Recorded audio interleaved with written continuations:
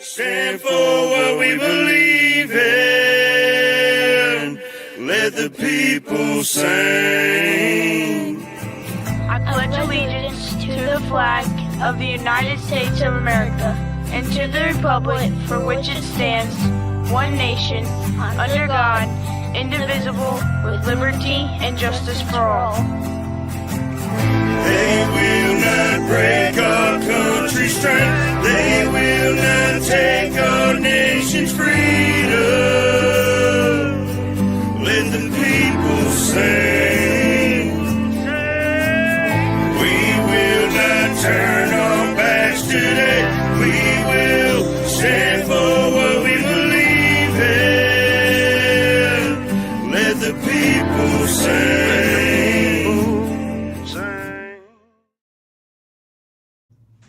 All right, great morning, everybody, and welcome back to the F.O.B, the forward operating broadcast where we regroup, resupply, recalibrate every Monday through Friday, 8 a.m. Central, 9 a.m. Eastern, to better equip you to continue your mission, or Charlie might. I'm True American Brad Ass. It is Talk About It Tuesday, March 3rd, and it is 40 degrees and raining here in Illinois. How's everybody this morning?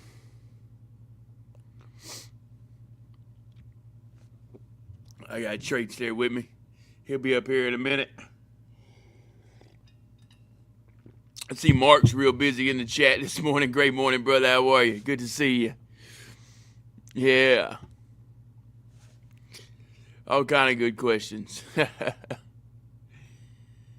Let's see. Good morning, good morning, good morning, good morning. There he is.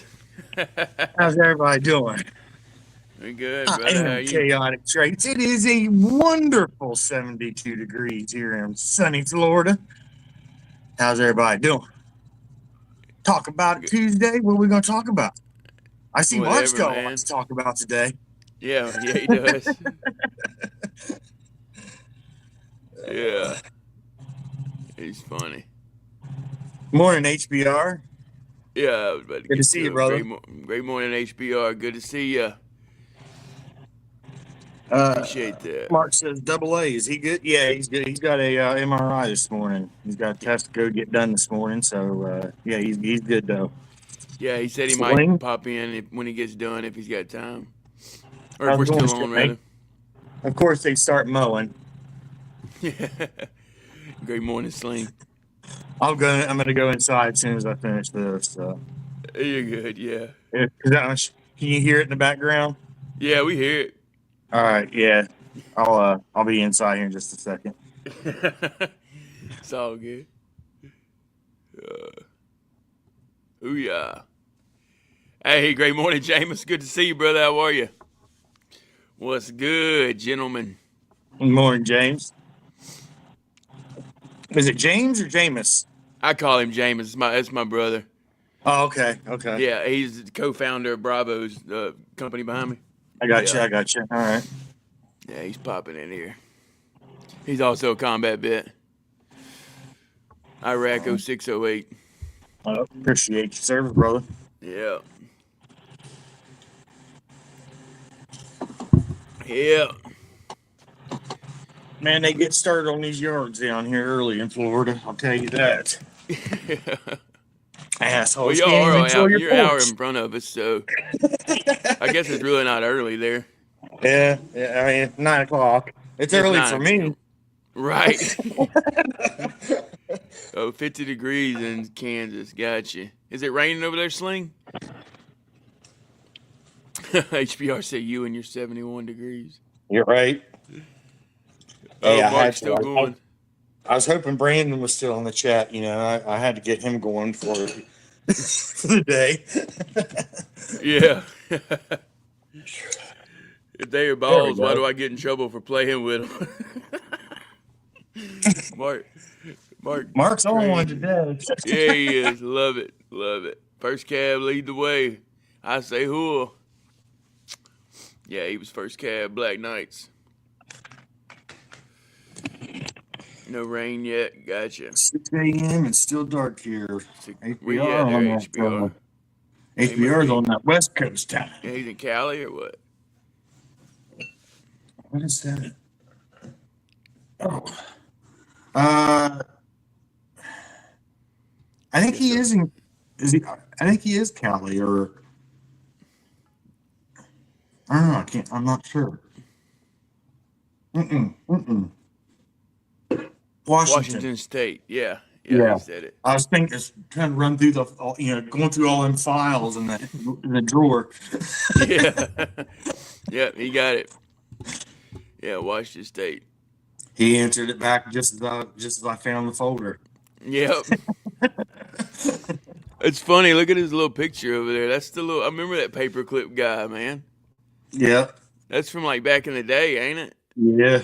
Yeah. Yeah. Was it who was it? Was it AOL that made that I don't paperclip know. guy? I was thinking Microsoft Word or something. It could have been. It could have been. Yeah. Yeah, but I might be wrong. I know it's old school. Yeah, appreciate that, Mark. Hey, good morning, Kentucky. Great morning, Kentucky. Good to see you. How are you?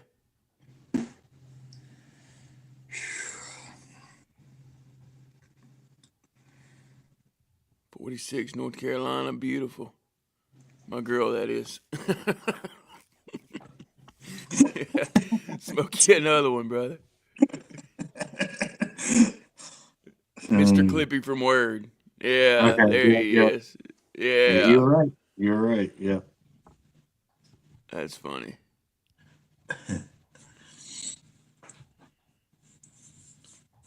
He must do a lot of clips then, huh? What is today? Today's March 3rd. There's you another one, Mark. Fire in the bowl.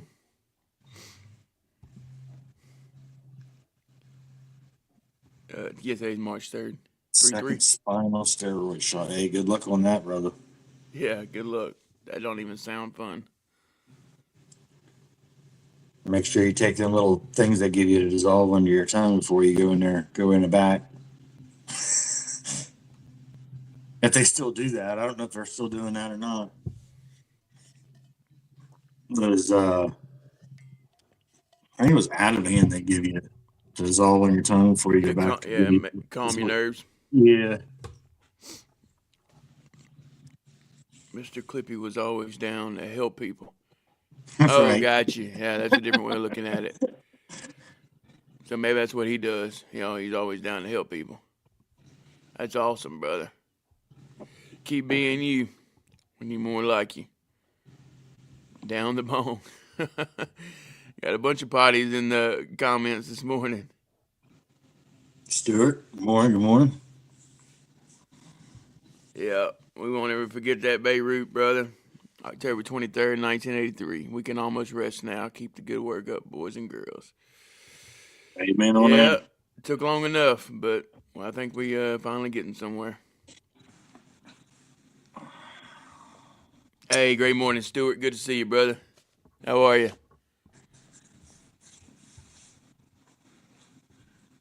Yeah, it's Talk About It Tuesday, Traits. I really ain't got nothing to talk about. Man, Rainy weather. I'm sure I've got plenty to talk about. My brain is like not completely functioning. Yeah. Well, shoot, you've been busy moving and everything else, man. Man, it's been crazy. It's funny.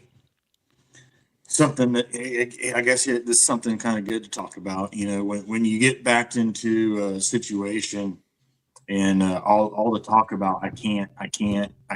We've talked on this before. When you get yourself backed into a situation where can't doesn't cut it. You find out things about yourself that that have been there before. You just don't think that they're still there. Right. And that telling yourself that you can't, man. You just got to overcome that and dig deep, because there's times that come that won't work. Right. So, and this week has proved that. Yeah. You got a lot of things done you never thought you could, huh? Man, I don't know how I did it, but You just kept it pushing. got done, Do you suffer for it? Probably. Yeah. Will you hate it? Probably. This is gonna suck? Probably. Right. But it's not gonna kill but you. but it's not yet right. I'm still here, So and bones, bruises, they all heal. That's right. So Yeah, good stuff. Never forget to take Ron hostages. That's right, Sling. No such thing as can't. There's only can. Amen, brother. that's right. That's right. 2 words that shouldn't exist is can't or won't. Through your mind and Jesus, everything is possible. Amen, brother. Yep. Yes, sir. Yeah, he's got a lot of good words there, Mark. That's why he's my brother. Yeah. He actually he had to shave, unfortunately. We were the beards of wisdom. That's what we called ourselves. But he had I like that. he had a death in the family, and he ended up shaving his beard off so he could be in his Class A's. So, but he still got the wisdom. He still got the knowledge. I told him to come up here sometime, so we'll get him up here. I remember I had to shave over my aunt. I was out of the service probably 10 years, maybe something like that. And Right. my aunt was getting married, and she wanted me to walk her down the aisles in my dress whites. And so it was the first time I'd shaved since I got out of the military. Yeah. And I hated it. But, Took some years off, huh? yeah. Yeah. But yeah. Yeah, just the respect thing, though, man. And you'll Yeah, never forget absolutely. it. Yeah. Hey, what's I up, don't Mike bring my Chance? uniforms now. Hey, good Great morning, Mike. brother. Good to see you. Yes, sir. Doing all right this morning. I think we all just a little tired. It's raining here in Illinois. Traits is sore from moving. So we're And tired. everything else that's going on in the world, I think everybody's just a little mentally I think exhausted. my right eyes now, are like too. half dead. I'm not quite sure what this stuff here is yet. Yeah. Got you some bags, huh? Yeah. I got 2 sea bags. Yeah, right. Go America. Go America. Okay, Battle Mark. buddies. Yes, Hell yeah, sir. that's awesome. Yes, sir. Army veteran here. And not Sling. Chaotic. Yeah. Navy veteran. shipmate. Yeah. Yep. And then we got Sling in the comments. He's Navy. We got James in the comments. Army. Yeah. So yeah, you're in the right And spot, Mike Chance. Colt Army, Double A Colt Army, and Brandon Army. Yep. It's crazy. They all ganged up on me, man. I'm not sure about the whole situation, but Yeah. It's Sling did both. And Mike's Army too. Yeah, Mike's Army. Okay. I say hooah. Hoo-yah.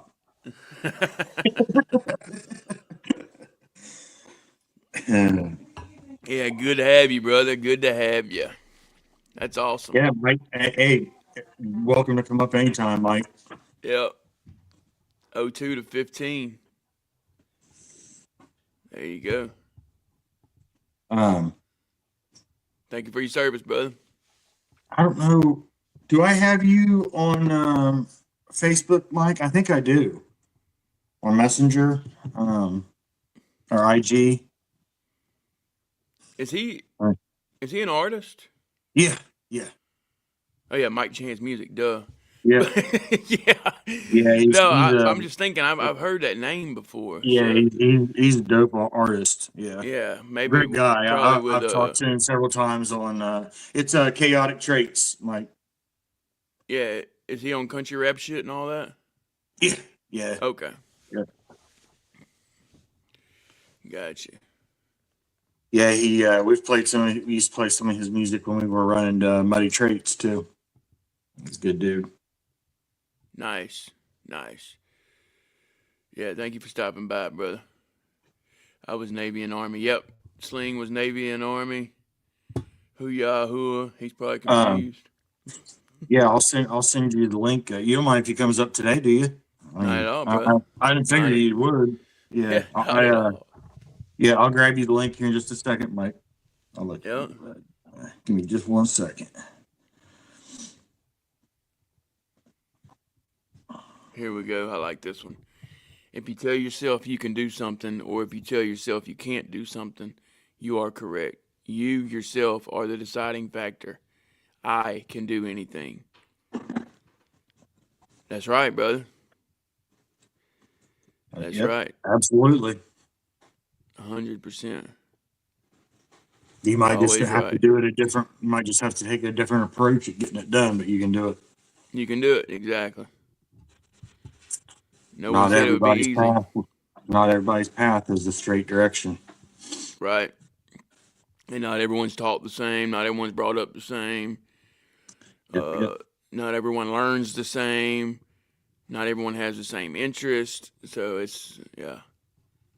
You almost got to learn to control yourself. You know what I mean? Oh, that was quick. There he is. Yep. You got a thumbs up? You ready? There you go. What's up, brother? What's up, Warriors? What's happening, How we brother? doing? Man, what y'all think about the state of the world? Oh man, it's crazy, ain't it? Yeah, we don't get into too much of it over here. We just kind of acknowledge it and move on. I know the feeling, brother. Mm-hmm. Folks call me, like I'm fucking Brian fucking Ted Copples over here. Like, I said, man, you want to be in America, we're going to bully some folks. And if you got sons, it's probably going to be a part of it, man. I did what I had to do, man. That's right. In the game, you know what I'm saying? Yeah.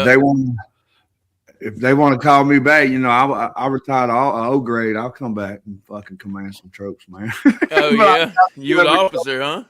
Well, I was I came in enlisted, made it E7, man.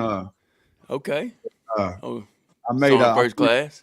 Yeah, I pinned 7 in 2012. I think I was in green and gold, so I think I came out on the list, man. I was on the list for about 2 years, man. I was about the last dude. I only had 3 years time of grade when I got selected, and I pinned 7 while I was in RTC, so I didn't get to walk around Sergeant First Class I was E6 promotable. I had a platoon and shit, but I didn't get to wear the E7 rank as in the regular Army because I commissioned in 2013. But I had 50 months deployed. I was in that pill mill era, So by the time I commissioned, I was on fucking 5 milligrams of Xanax a day.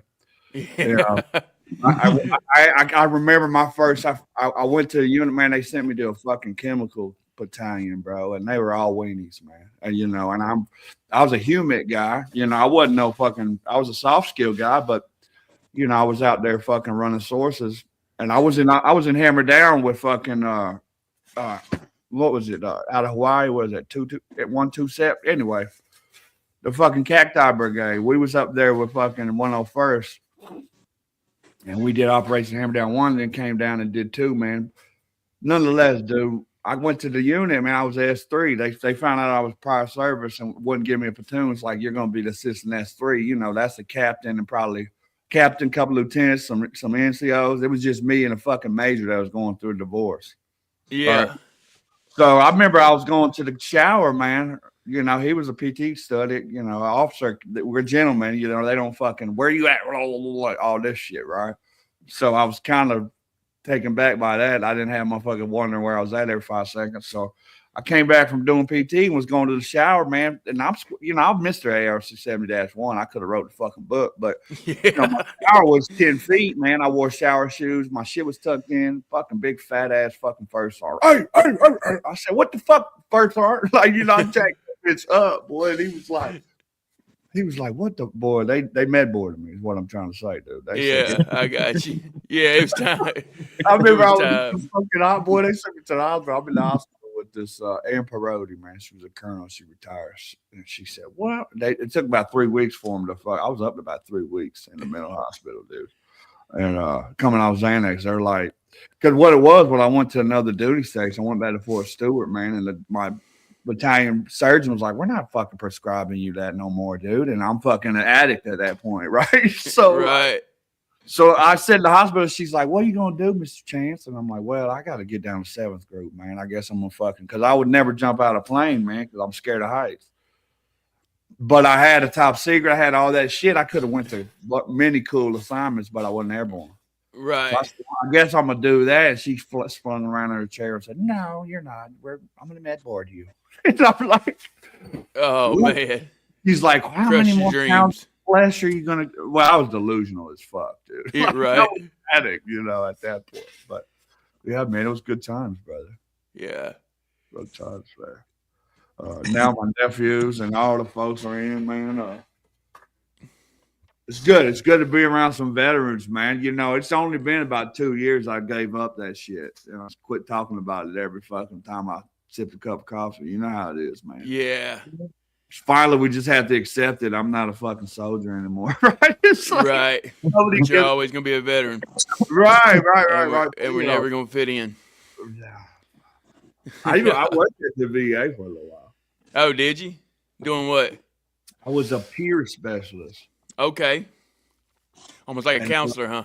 Bubba, let me tell you, man, I couldn't do it. I couldn't listen to fucking people bitch so much. Because, I went through, I got buddies that, when I got out, man, it was just, I got buddies that are battalion commanders now. And then, I got the enlisted folks that were sergeant majors. And I kind of, I felt bad, and I was really bad off for a long time. So I finally got in recovery and made it through that. Like y'all were talking about a little earlier, just put one foot in front of the other.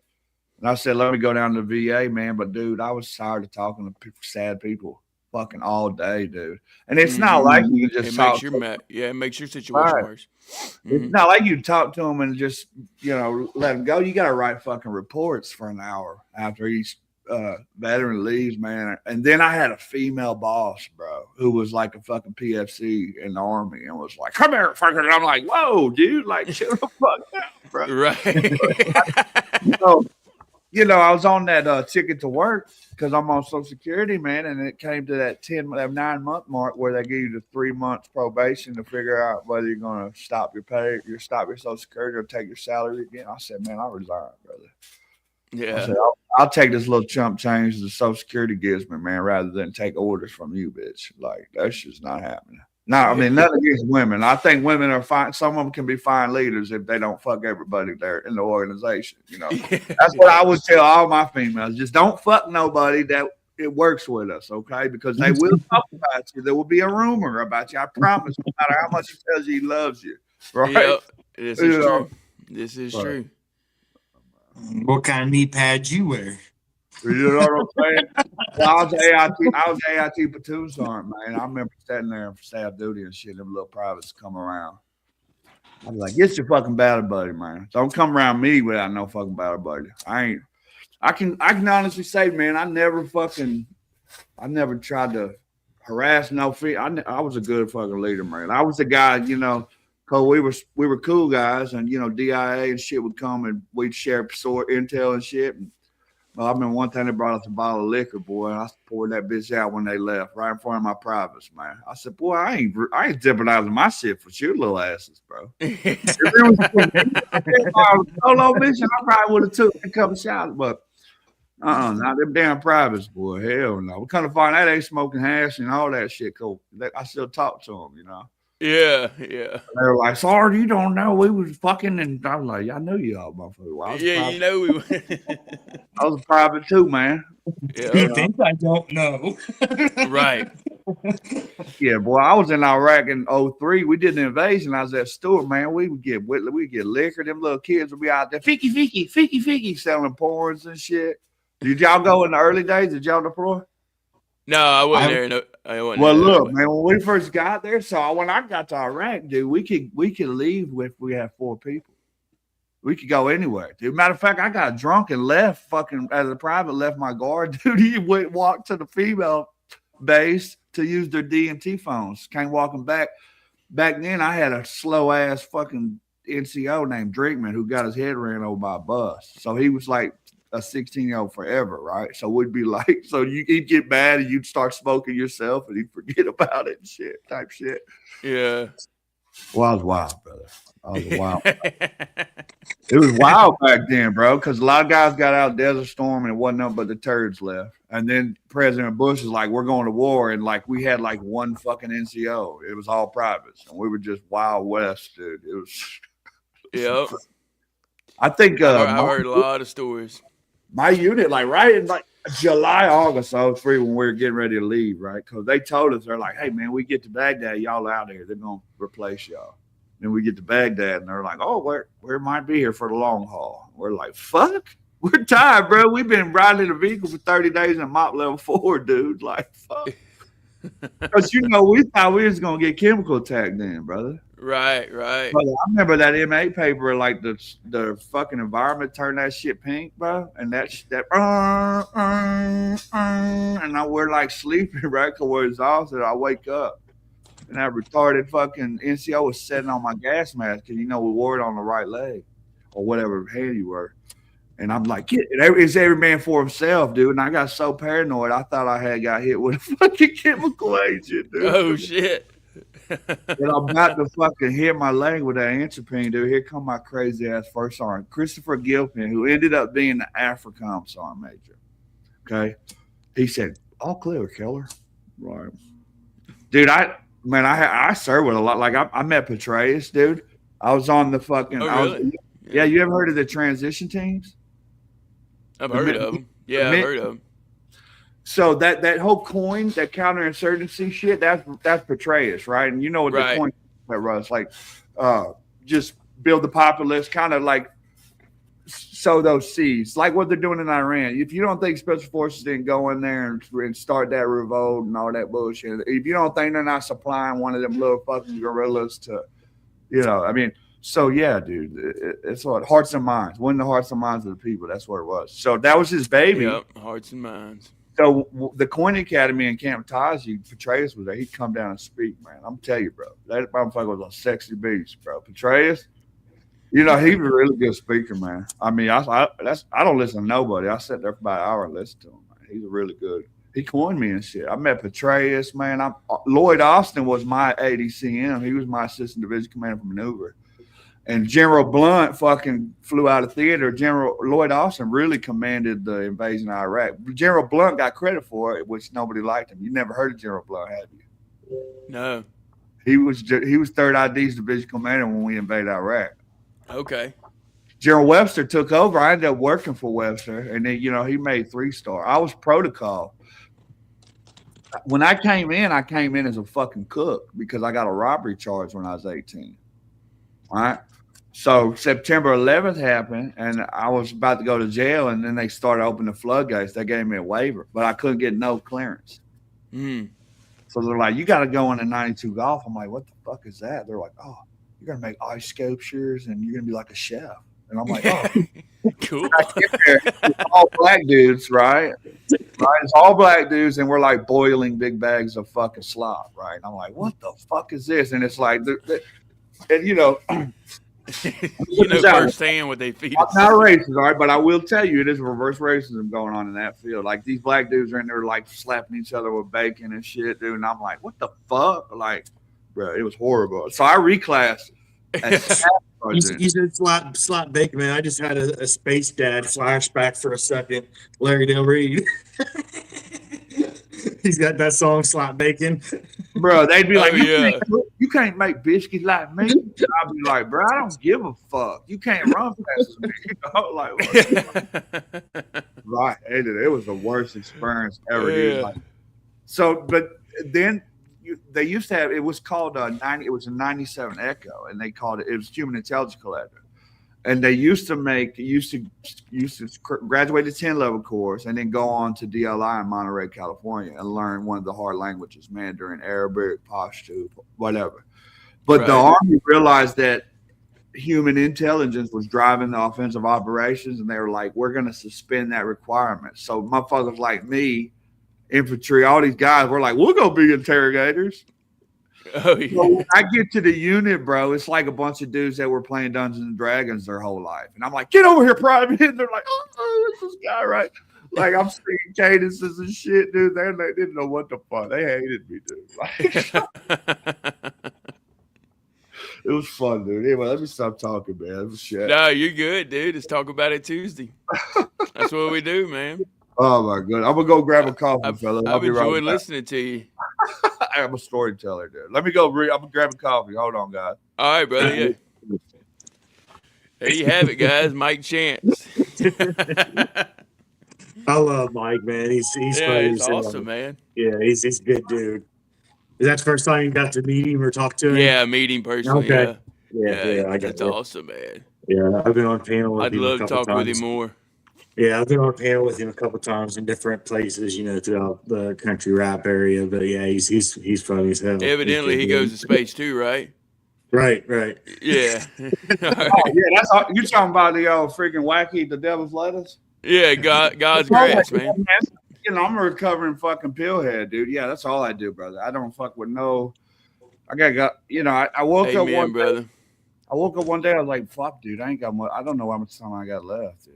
To be Hey, said, Mike. I'm fucking up all the time. Are you? Are you going into the rundown this year? I am. Hell yeah, brother. I enjoy that, man. I don't get. Dude, I'm a fucking white rapper, dude, from fucking the 90s. Okay. So, like, I people are like, dude, I've been heard it all, bro. Okay. So, you cannot, when you're a fucking 90s white rapper, okay, you got this heard it all, brother. Like, you cannot embarrass us. We've already embarrassed ourselves, dude. Okay. We were wiggers. We were the first wiggers. You see the guy on Facebook, the wigger, and he be talking about, man, he's funny talking about the wiggers. I think it's hilarious. Dude,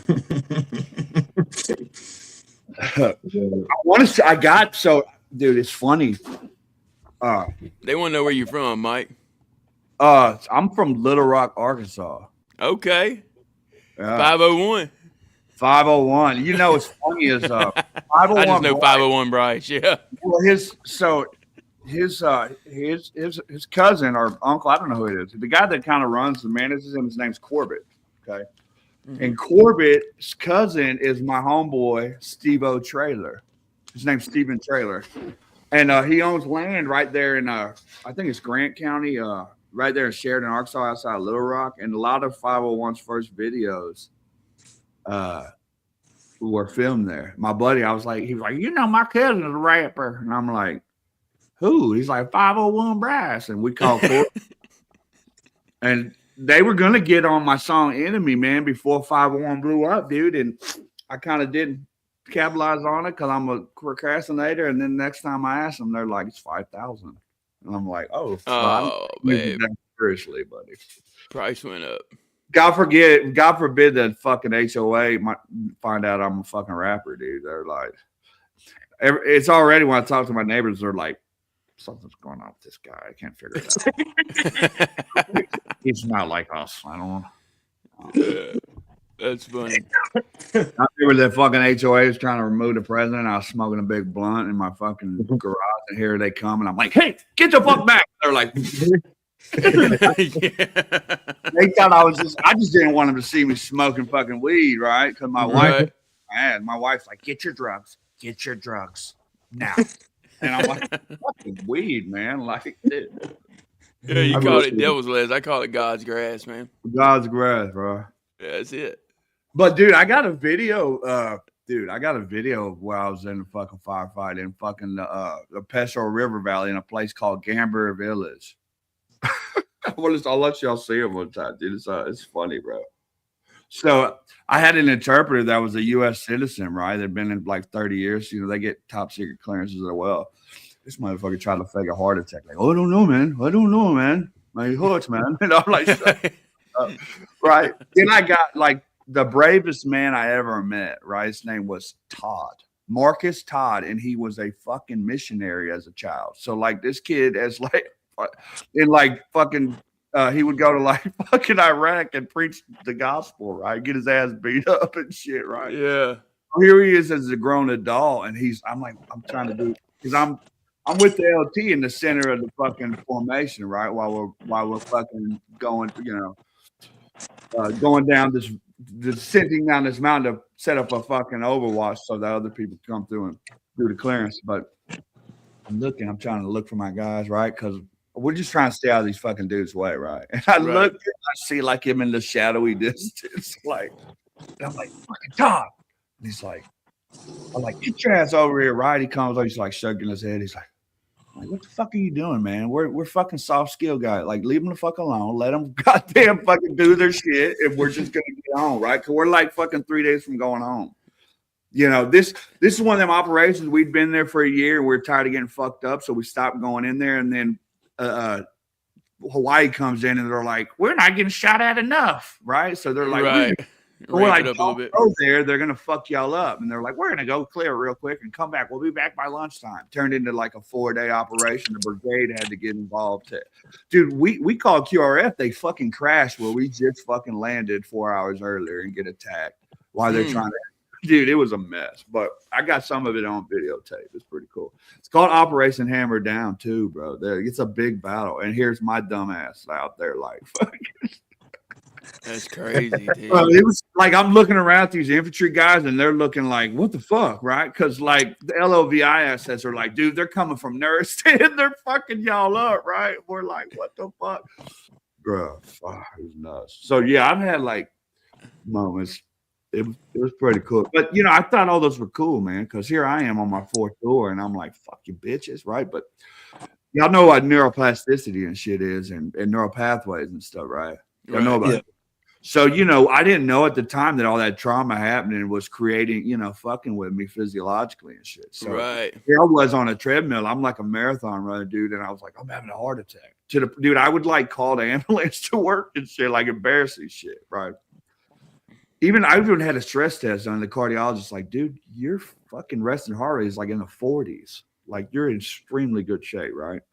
But, dude, I was convinced. And that's when the Xanax, dude. By the time I was in Officer Basic, OBC, my class leader, the captain, was like, I'm like, dude, I'm done, bro. I can't do this no more. I don't even know what's up and down, dude. Right? Like I would have disassociation. Y'all ever heard of that? Like leaving fucking like a weird acid trip. I'd be in school and like fucking, I was just like, dude, there's no way. And Xanax saved me, dude. And then I became an addict. Hey, good morning, Sonia. Good morning, Lazy D. Lazy D says, spit some bars, Mike. Spit some bars? So, hey, great morning, Lazy D. How are you? Good to see you. I do got a, y'all never heard, you didn't hear my song Pain? I got a couple military type songs. Yeah, I was going to ask you if you wrote music about any of that, dude. Yeah, can you play a song? Do y'all play music on this app platform or no? Yeah. You want to do it? Just go to YouTube. Go to Mike Chance Music, man. All right, Mike Chance Music. Yeah, and there's a song called Let's Play PTSD first. That's kind of a fun one, dude. And a lot of that shit's true, bro. But then PTSD is kind of more of a mental health. I came up with several acronyms for PTSD. Like what? Let's hear about them. And I'm an advocate for mental health awareness. Yeah, me too. So yeah, definitely need to add me on Facebook. I will. I do a lot with veteran suicide. You got any fights coming up anytime soon, Sonia? Sonia Golden Gloves in the chat. Oh, really? Sonia. Great morning, Sonia. Good to see you. A female fighter? Oh, yeah. Oh, I love. You know what, dude? I really got into that. I like Amanda Serrano. I'm a really big fight fan, bro. Like any fucking fight I'm watching, I could be a goddamn commentator, dude, for UFC probably. But, you can look her up on IG. Okay, cool. I like Amanda Serrano, dude. Clarissa Shields, bro. Dude, I love watching her fight, dude. I really think she's the greatest woman fighter of all time. Surpassing Layla Ali, in my opinion. Or if you can't find her, I'll send you her. Yeah, her, guys. her- Is there any way before we get off, or both y'all can send me? I got chaotic, but your Facebook links, man. I would love to connect with you.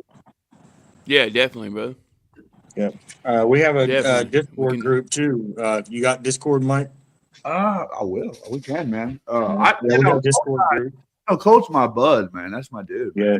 Okay. Cool. Let me tell you, man. That's one of the freaking nicest guy. Anybody who's a family guy has got my respect, dude. Right. I'm all family, dude. So yeah, he lives. Awesome, brother. Cool, man. Yeah, you see that, and I'm glad you said that, Mike, because I'm sure the chat thinks you're nothing but a crazy, just out there, different man, different kind of person. Yeah. But we're still family men at the end of the day, and we still have big hearts, and we've seen a lot, we've done a lot, Mark cracks me up. Mark's on it today, man. He said, But you know what?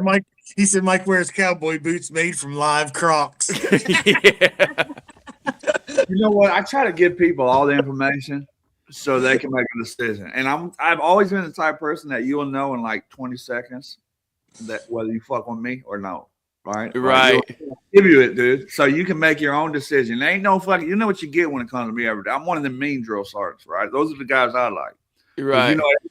I didn't like the fucking guys that were smoking you smiling like, yeah, do another push up. And you're like, you laughing? What's going on? Are you joking? And, Right. young people, you can't determine that shit because you're a kid, right? Right. That's why I was a dick all the time. And then when I ran into a couple of my privates, and they were like, "We fucking loved your ass. We thought you were so fine." And I was like, "Ugh, like what the fuck, dude?" Yeah, weird to you, huh? dude. I don't know, dude. I like willing participants. I would never. I don't like to feel like a predator in any way, bro. Like, you know what I mean? Like that just I don't know.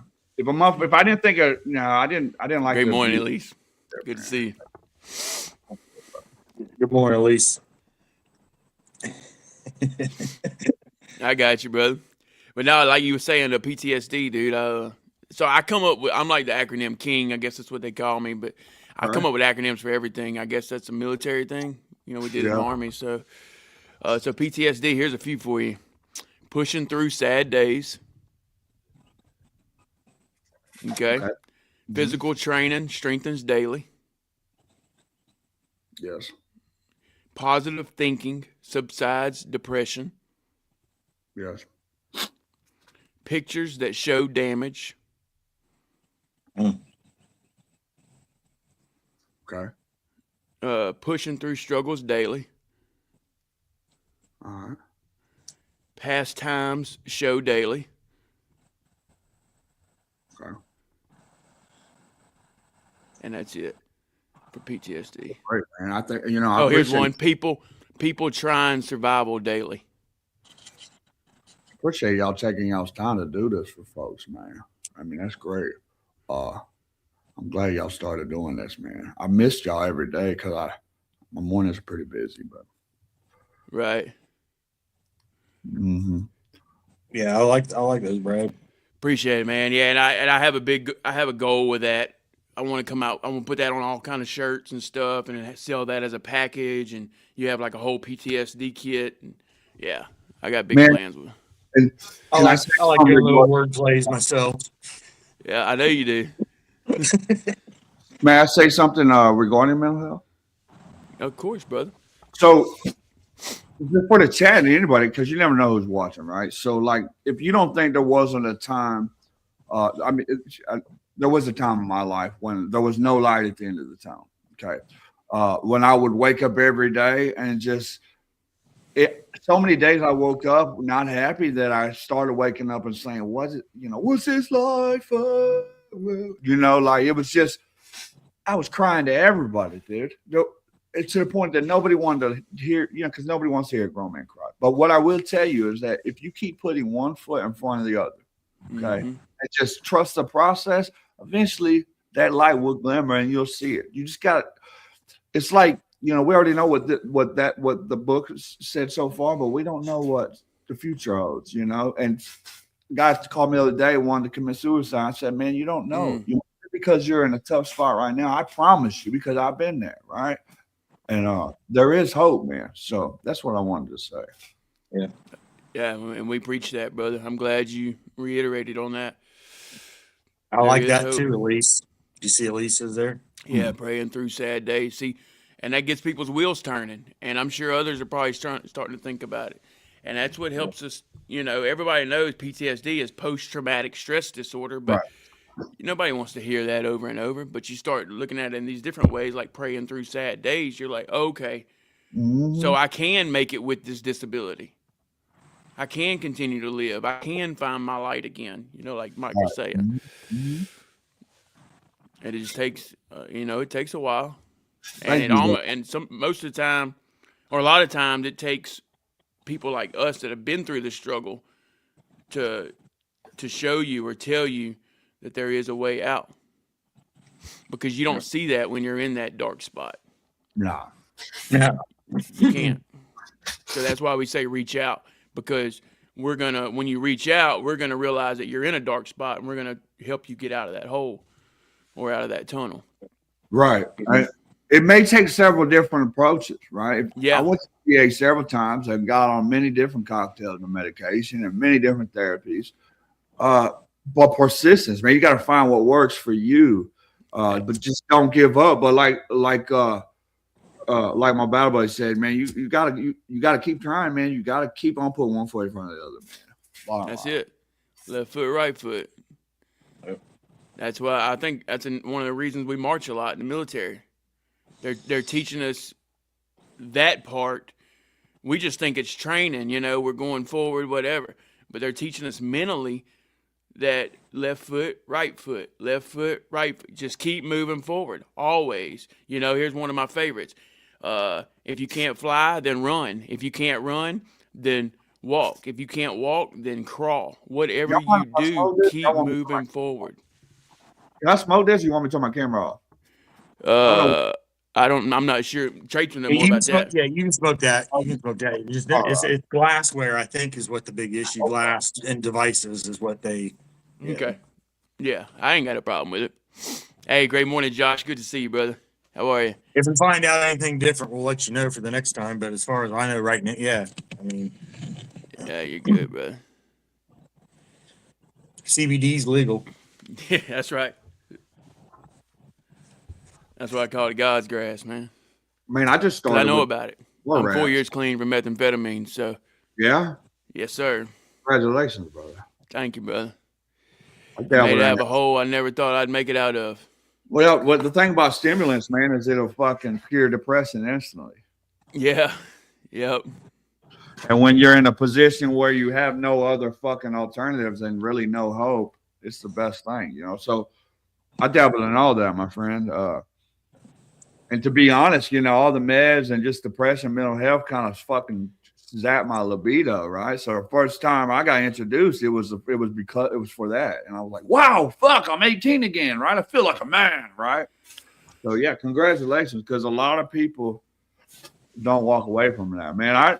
Fortunately for me, man, that's just fuck, dude. I couldn't do it and maintain. Like, dude, I would sleep for like a goddamn month, man. And it's not functional, man. So right, we're both blessed, I think. Josh, if you need, reach out, 100%. And that's why we are the way we are. That's why we're so out about it too, because we have been there, truly. The darkest spots. We're all here, Josh. We're all here, Josh. Reach out. Oh, brother. Yeah, we're praying for you, Josh. I know what's going on, brother. Just like I told you, one day at a time. Yep. Where y'all from? Appreciate that, Sonia. And I ain't forgot about you, Sonia. I wanted to reiterate that. I ain't forgot about you. I'll get back with you today. I'm from West Virginia, but I live in Florida now. When'd you move out of West Virginia? First time as an adult was military. I moved and that was in 97, and then 2013 I moved to South Carolina, and then 7 years ago we moved to Florida. I've got a DUI in West Virginia for a joint, bro. I got to be for a fucking joint, bro. I got some tacos and fucking was swiveling through the damn box, dude, and whoop whoop. Here goes the cop. I put on my fucking white, hi, hello, how? I have this travel here, right? Military That's ID. I'm Yeah. like, yeah, sure. Behind your back. And I'm like, fuck, dude. Dude, gave me a fucking Dewey for a joint, bro. Damn. They of course they threw it, but they gave me that possession charge, dude. Still my license, dude. Had to take. You know what sucks about it is those DUI classes are expensive. Yeah, man. You know, so I was fuck. I'm gonna go to grad school and be a therapist. I actually was in grad school to be a clinical mental health counselor, but I didn't finish. I was doing the peer specialist. I said, fuck this. You're right. It wasn't Yeah, what I you got wanted. You thought you wanted, huh? I'll never forget. His name was Wetzel. His last name was Wetzel, right there in Parkersburg. That's where I'm from. Officer Wetzel. I'm from Parkersburg. Bruh. That's crazy. I said, he said, I understand. Put your hands behind your back. I was like, what the fuck, dude? Say, dude, he didn't give a fuck, bro. I was like, Dirtiest cops you'll find in. Yeah, my wife just says, dirtiest cops you'll find in West Virginia. Dude, they gave me a pillow, though. That's the first jail I got a pillow in, bro. They got a nice facility there, nice jail. It's brand new and shit. When was that? This was 15 at the time frame, 15, 16 there. That's when they first built that new building downtown where the holding facility. Yeah, man. I was coming from Chicago. They had to hit quota, huh? They paid for the building. I was coming down that beltway from Chicago, going to hit 95 and go south to Bragg. I was at Bragg at the time. Yeah. I wasn't in the army. I had kids there at the time, but Gotcha. You got kids? Sonya, and yeah, Sonya, you know that you can always hit any of us up. I got 6 of them, bro. 6. Jeez. I had a whole family and then had another family. Cause I don't know, dude. I fucking was a habitual cheater. I was a terrible human being, man. And at the time, didn't even think I was. Made excuses on why I exhibited poor behavior. It was never my fault. It was always somebody made me do it, and I fucking ruined it. That goes back to your mental issues, though. Right. And I had issues from a childhood, that I didn't work on. But yeah, I was a terrible human, terrible to a woman, and thank God she's forgiven me. I think she has at least, but it was just no excuse, man. Yeah. So I had another family later. I got a second chance. Gotcha. Well, that's awesome, brother. So you got a good relationship with all your kids? That, we're good to add on to the keep going forward thing. I've said it before, say it many times. If you start struggling with moving forward, turn around. It's all right to turn around and walk backwards. But make sure you turn around and walk backwards so you can keep moving in the same direction. You can see how far you've come. That's right. I love the way you put that. And I think people got somebody had to explain how the brain works. And we talked about it earlier in terms of neural pathways. When we think about a neural pathway, you think about your first thought, your first experience. You can remember that's a neural pathway. So when you have some trauma and then you develop these new neural pathways and then you start having different behaviors as a result of the experiences you had in life. If you continue that behavior, think of it as like if you go to a snow resort, right? There's this packed down snow that all these tourists are snowing on, and that's just a natural line of drift that you want to follow. Right. If you keep making the same behaviors, you're just going to get deeper and deeper and grooved.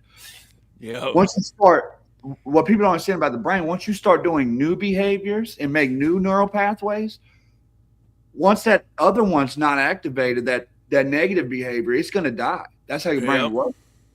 So when we tell you, hey, try to practice new behaviors and do new things, if you do it long enough, it'll work. Your brain will fucking start to, I promise you. It's just hard for people to conceptualize, right? Right. And that's why I did what I did last month. I don't know if you followed that, but I did the GWAT 100, and I did 100 miles, and I did an extra 22 for veteran suicide. But the biggest thing there was 28 days of consistency. Right. So I rucked 28 days straight, and I wanted people to see that. And now I want you to know that I feel like I have to go ruck every day now. because I've done it for so long, So like you're saying, it opens up a new pathway. So those that are afraid of, or they want to go on a workout routine, or they have health goals, or whatever, they want to do something better in life. Just try one thing for a week. Just try it. It's not going to hurt you. Just try something new for a week and see what it does for you. You're going to have gratitude. You're going to, you know what I'm saying? You're going to feel accomplished by just doing it for that 1 week. And then that 1 week turns into 2 weeks. And next thing you know, it's a habit.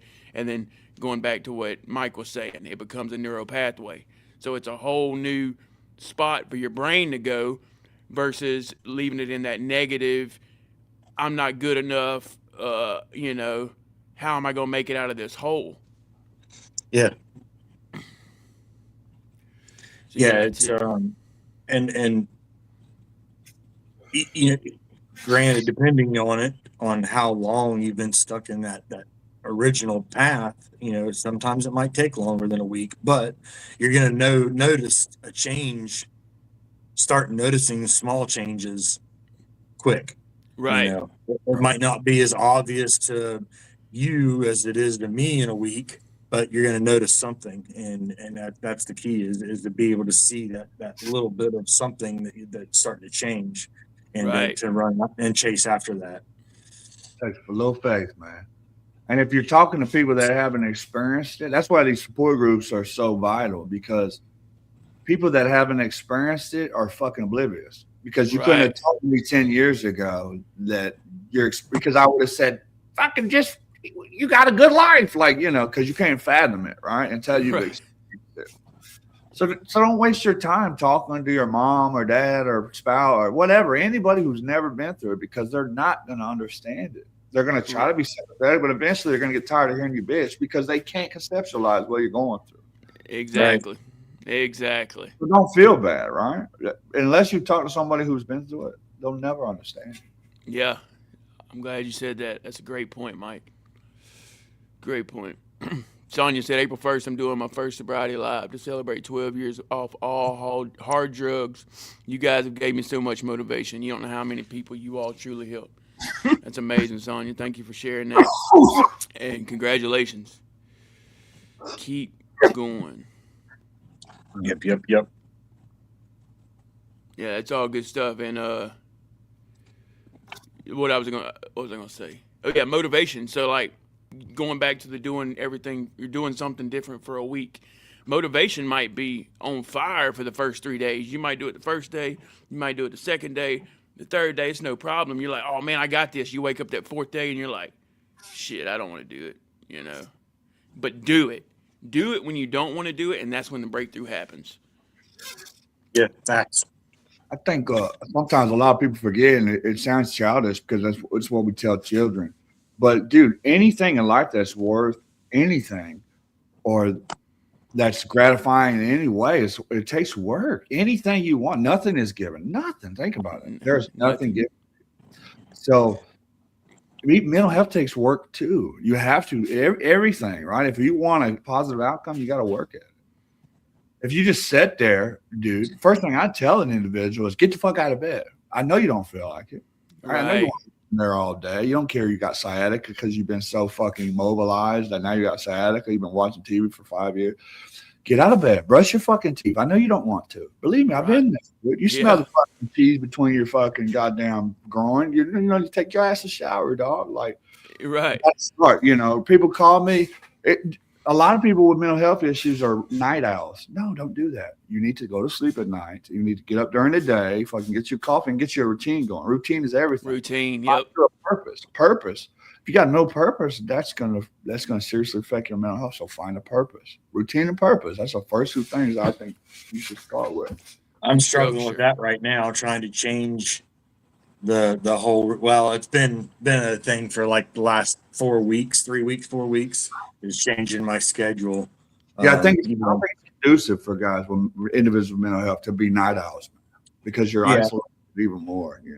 Yeah, I would go to sleep, go to bed anywhere between 4, 5, 6 in the morning, and then get back up at 8 in the morning or 9 in the morning or 10. And I've started forcing myself to at least go lay down. You know, if I'm watching YouTube or watching whatever, at least go lay down and not sit at the desk and watch it. Go lay down and watch it. And I've noticed that my mind is starting to become more relaxed. And of course, you know, shout out CBD because, you know, that's helped tremendously too to curve that, what do you call it? Like, where you start getting, you know, your mind starts really working and you start, you know, trying to analyze everything. You know? Yeah. The racing thoughts, you know, and smoking has really helped curve that, not to 100% by any means, but it's curved it enough to where I can go lay down now. Yeah. Right. And so, you know, it's a process, you know, and my biggest thing was always about talking to people about situations was, why do I want to put this burden on them when they're not going to understand it? You know? Yeah. And then the biggest thing is who cares if they understand it? You talk about it enough, somebody's going to hear it and understand it. Right. Yeah. And That's that led me to the old show that I used to do with the mental health show, you know, and it changed a lot of things, not just for me, you know, it helped me heal tremendously.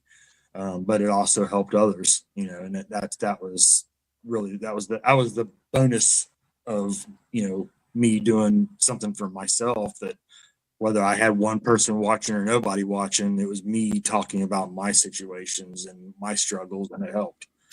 Right. Yeah, and Another like we mentioned, is crucial. What do y'all know about hormones?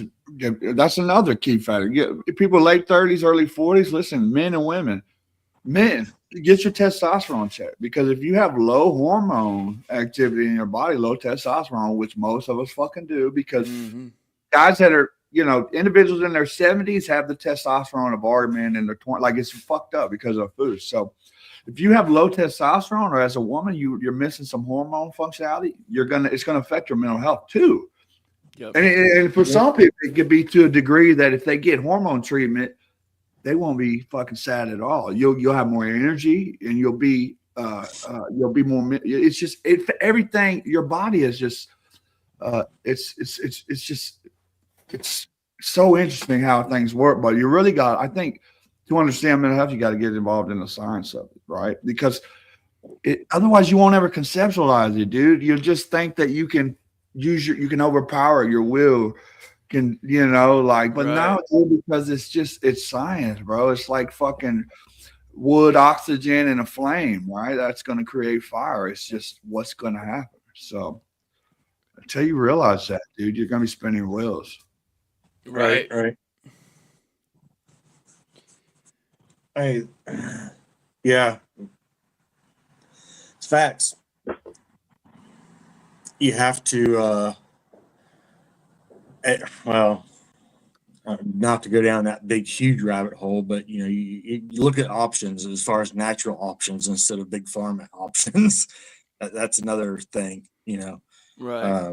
which I'm dealing with that now. You know, I've went from the amount of prescription pills that I was on is crazy, and to now I'm only on one pill every other day versus, you know, 20 some a day, you know, and it's crazy the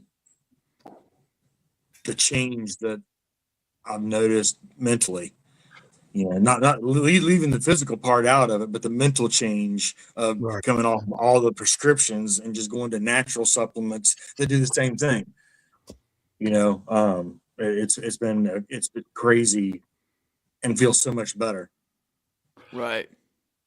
So with any of the mental health diagnoses that are in the DSM-5, I think as an adult, right, all we want to do is have normal functioning lives, fulfilled lives, right? And what mental health does is it affects everything that you're supposed to do. Really, it affects your emotional maturity as an adult. Okay. So we think about all the mental health and emotional maturity. What are side effects of them? Money issues, sexual dysfunction, relationship issues, all these core things that makes an individual a functional adult and to feel satisfied. So I think you got to do what works for you. Now, I will sit there and I will tell you, I'm on medication. I'm very good at medication management because it's what works for me and it's what has worked. And I've been able to be in recovery since about 2018, 19-ish. Okay. So I'm going to do it. It took a long time to get to the cocktail that I'm on that maybe it works. Maybe it's not. But it works. I'm not fucking sad. And that's all I care about, right? Because that's Right. Yep. If you're going to take the medication, you got to take it. You got to do it. Anything you choose, any path you choose for relief, you got to do it consistently, regardless. And I will say this: does anybody know the drug that the world's addicted to the most? What drug is antidepressants? Because if you don't know, like venlafaxine, you talk Effexor, you get off that shit, you're gonna have static headaches, all kind of weird shit. Like it's gonna fuck with you. You're gonna feel weird coming off. You're gonna have withdrawals. The most of the population of the world are addicted to antidepressants. So you got that aspect where you're like, is this shit really working? I don't give a fuck, dude. I'm not sad. So you with the holistic approach or the whatever works for you works for you. Yeah. But that's it's the one I'm on now and coming off of it with the brain zaps. You know, we talk about this several times in the mornings, you know, but like you turn left, your head's still forward. Weird. But they've gotten so much better. You know, I was on 3 a day of one medicine that I'm still on, and I'm down to 1 every other day. But I'm replacing it with natural things, and it's been a not just a 2 week or 3 week or a 1 month long process. It's been a year long process of slowly, gradually, you know, okay, well, let's see what this does if I go. And, you know, and in communication with my doctors too. You know, it's not something that I've just done on my own. You know, it's something that I've been in communication with my mental health doctors at the VA, you know, that said, hey, I want to try something. You know, how do I do this? And, you know, we started the path. And granted, I've stumbled, I've tripped, I've fallen, you know, I've, you know, been back on, you know, worse things. I've been, you know, it's been a battle and it's been a long journey, but I'm finding different avenues and different ways to make me feel just as good or better than I was when I found that combination. You know, granted, that's not everybody's thing. So don't think that, like, you know, like what you were just saying, Mike, you know, that doesn't work for everybody. But for me, it's worked so much better because I'm not that zombie. I'm not a happy zombie. You know, I'm especially on narcotics, like the way, and you know, those benzodiazepines. And for benzodiazepines, we're talking about Ativan, we're talking about Klonopin, Xanax, and Valium, right? So all those have been linked to you know, the memory, you know, those cognitive diseases and things like that. But you know, the risk of ODing, like, dude. And like this young lady said in the chat, you know, she said those are hard to come off. Benzos, I had to go to the fucking rehab because you have to be. So benzos and alcohol are the only substances that you can actually die. More Miss Laurie. They're also, so when you go to rehab, they'll counteract that. They'll give you barbiturates, right? You know, stimulants and all that, those let you get sober, right? Sleep it off, but. Yeah, so it's very dangerous, man. But I'll tell you, Lexapro really did wonders for me, my anxiety. Lexapro, I'm an advocate for that because I'm telling you, dude, anxiety is torturous, man. You know, it is. It's because your body all the time to get nowhere. Yeah, dude. I remember having to get in the tub, dude, and just sat there, man. My ex-wife would get in there and just fucking hold me like a kid, dude. Because I don't know what the brand name is. The one medicine that I'm on now, duloxetine. Yeah, duloxetine, and what is that? That's what's the brand name? Hold on. I can't remember what the brand name of it is, but that's the one pill that I'm down to now is the duloxetine. Let me see. But Lori says, "Good morning, Mike." Lori's World.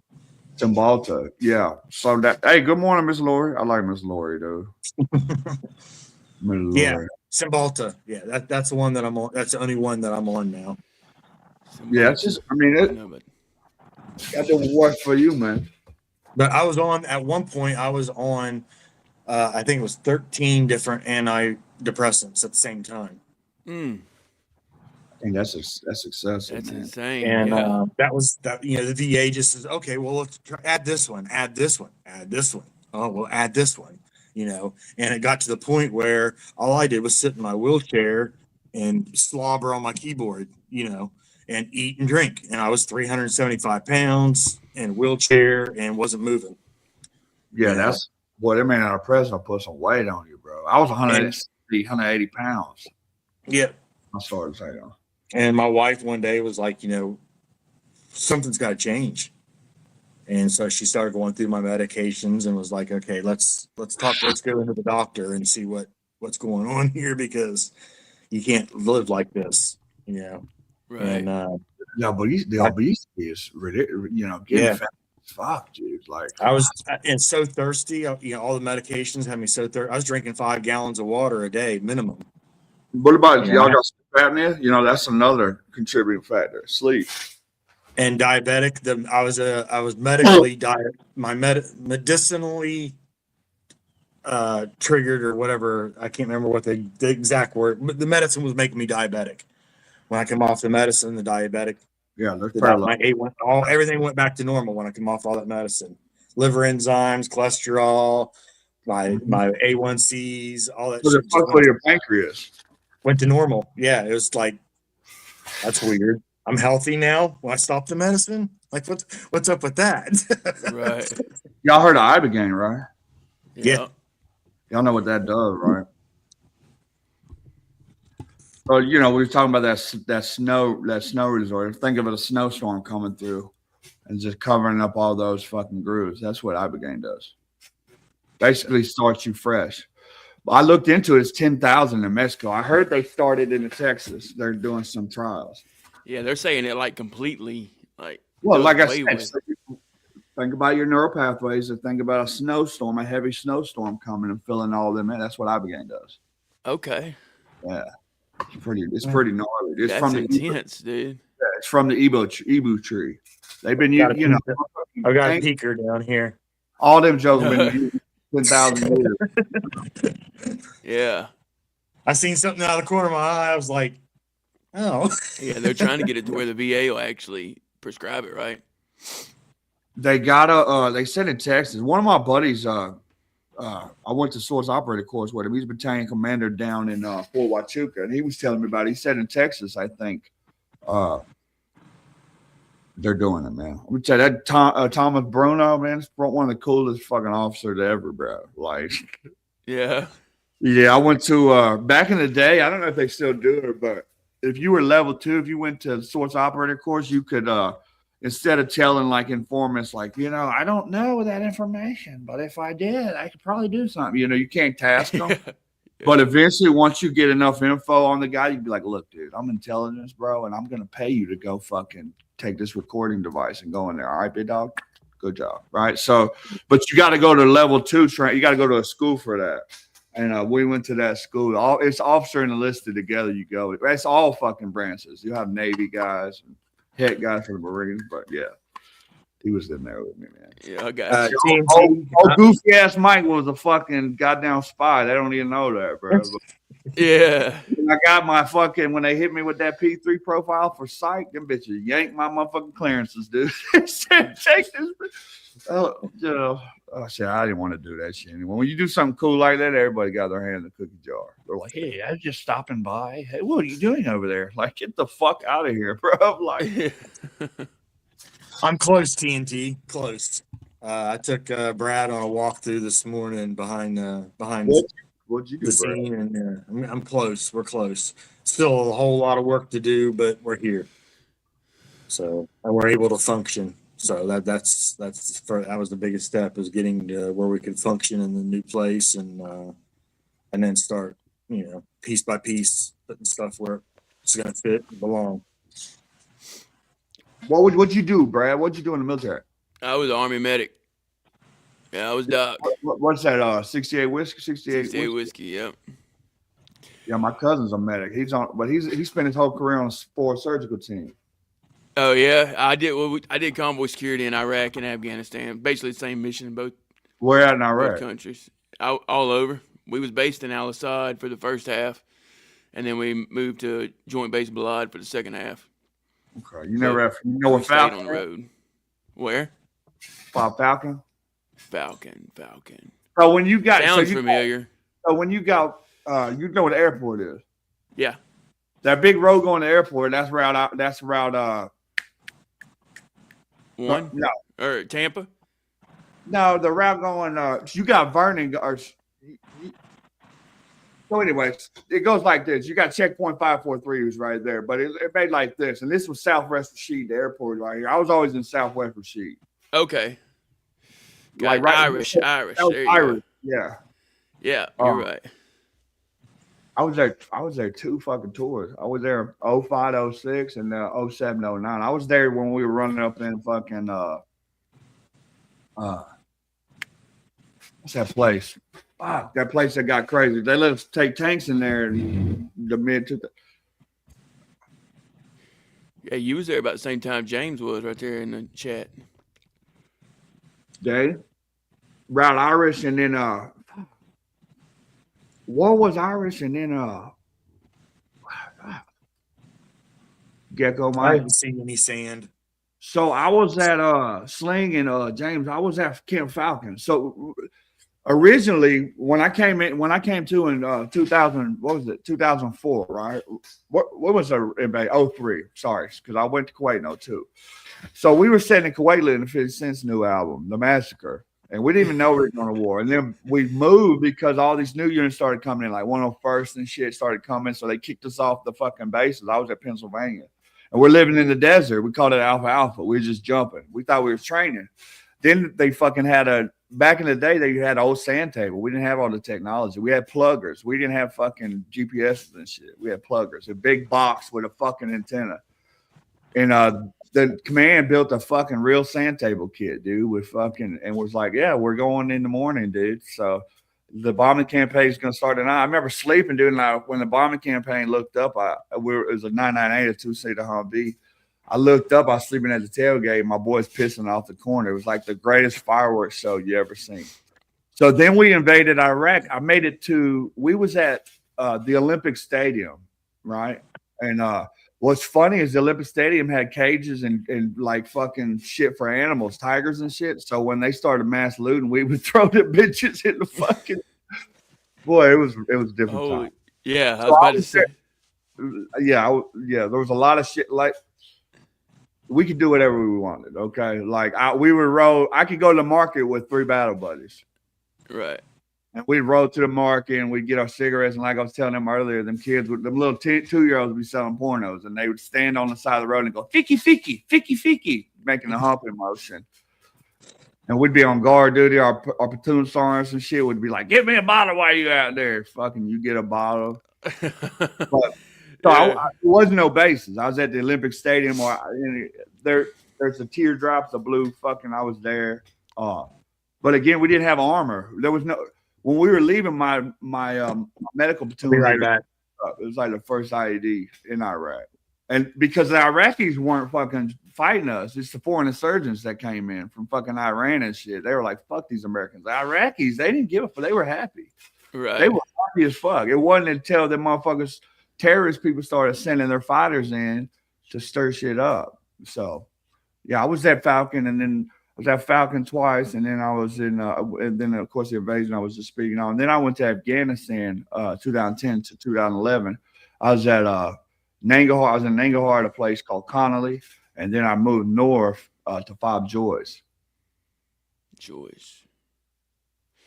I don't remember that one either. I'm sure I was there. I did convoy security in Afghanistan. I was Afghanistan 11 and 12. Were you in South or North? I was in RC East. North or East, yeah, RC East. I was Bagram. Oh, you were Bagram. Okay, yeah. Yeah, we was like in stationed the at Bagram, Jalala. and then we went all the way down to basically Kandahar. Yeah, you guys went south. I was And north. we went north too, though. We went to kill a guy a lot. I don't know that. So I had people at like Jalalabad and shit like that. Yeah. I was looking for Bergdahl and shit back when I was there. You know what I mean? Like we were trying to find him, and I was there. Like, those were my counterparts. The guys that what was it at where the fucking CIA got killed and shit, bringing that informant in. Anyway, yeah. Yeah, I don't remember what year that was. That's 10 to 11. I think Bird Dog disappeared in like 08, 09. Right. But like I was in like what year were you there? In Afghanistan? Yeah. 11 and 12. Oh, you September were of 11. were you in Hawaii? No. Were you on a first? No, I was National Guard. Okay, we So replaced we was where? transportation 1086 out of Louisiana. Who were y'all attached to? 10th Mountain. Okay. Yep, 10th Sustainment Brigade. So we had a lot of them there. They would pull us for QRF missions too. So. Oh yeah. Let me see if I can find that. I'm gonna show y'all this and shit. He said kill a lot. No, it was kill a guy. Yeah. Brad, do you pull verse a day from your? Because we read the verse. We read the verse a day each morning and pray over each other first thing each morning. Sometimes we pull it from there. It all depends. Yeah, we didn't put the verse up there scrolling this morning. Yeah, I did. Oh, I see it now. It's at the top. Yeah, I put Why it is at the it- top now. Oh, okay. I was like, I didn't even notice it up there until just now. Yeah, Scrolling it's, across the it's top, I'm something like, new. Yeah, that goes up. You can go top or bottom yeah, now. So. okay. I was looking for it at the bottom. I'm like, what? And I just now Right. thought about it. But yeah, I see it now. Okay. Yeah, it's at the top there, TNT. I know. Yeah, sometimes Colt was grabbing it when he was on, which I'm sure for whenever he gets back, he'll be doing again. He has that tap. Yeah, tap to Bracelet. pray, the versable, and then you got we use YouVersion. I use Verse of the Day on Facebook. I mean, just all depends. Or if I just wake up and I'm like, that's the verse I want to use. Yeah, there's no particular way that we do it. We just pick one and Yeah. put it up there.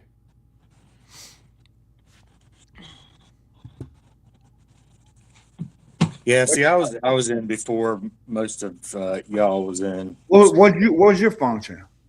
I was aviation ordnance on the Enterprise during Desert Fox in '98. Yeah, he's before me. Yeah.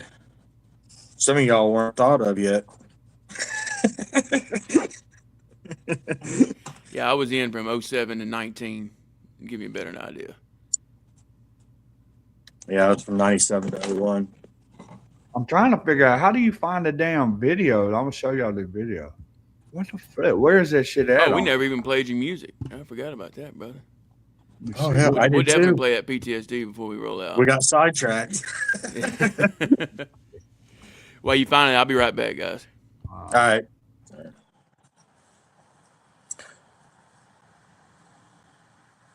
What video are you looking for? I got this video where I'm in a fucking hole in Afghanistan. Then Operation Hammer Down when I was a staff sergeant. Oh, okay.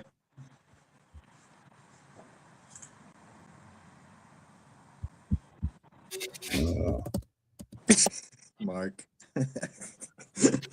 What happened? Mark's comment. He's been on one this morning. He said, "In shit so deep, I can see my dad making me and mom yelling deeper, deeper." Oh shit.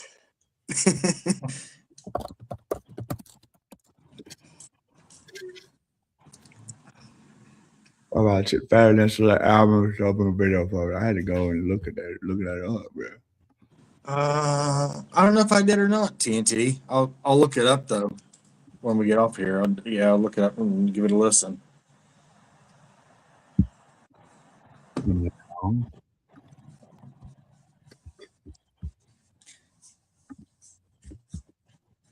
Yeah, I don't have my computer all the way back up and running yet since we just moved and whatnot to be able to go grab videos and add and share and any of that yet, but it'll get there again.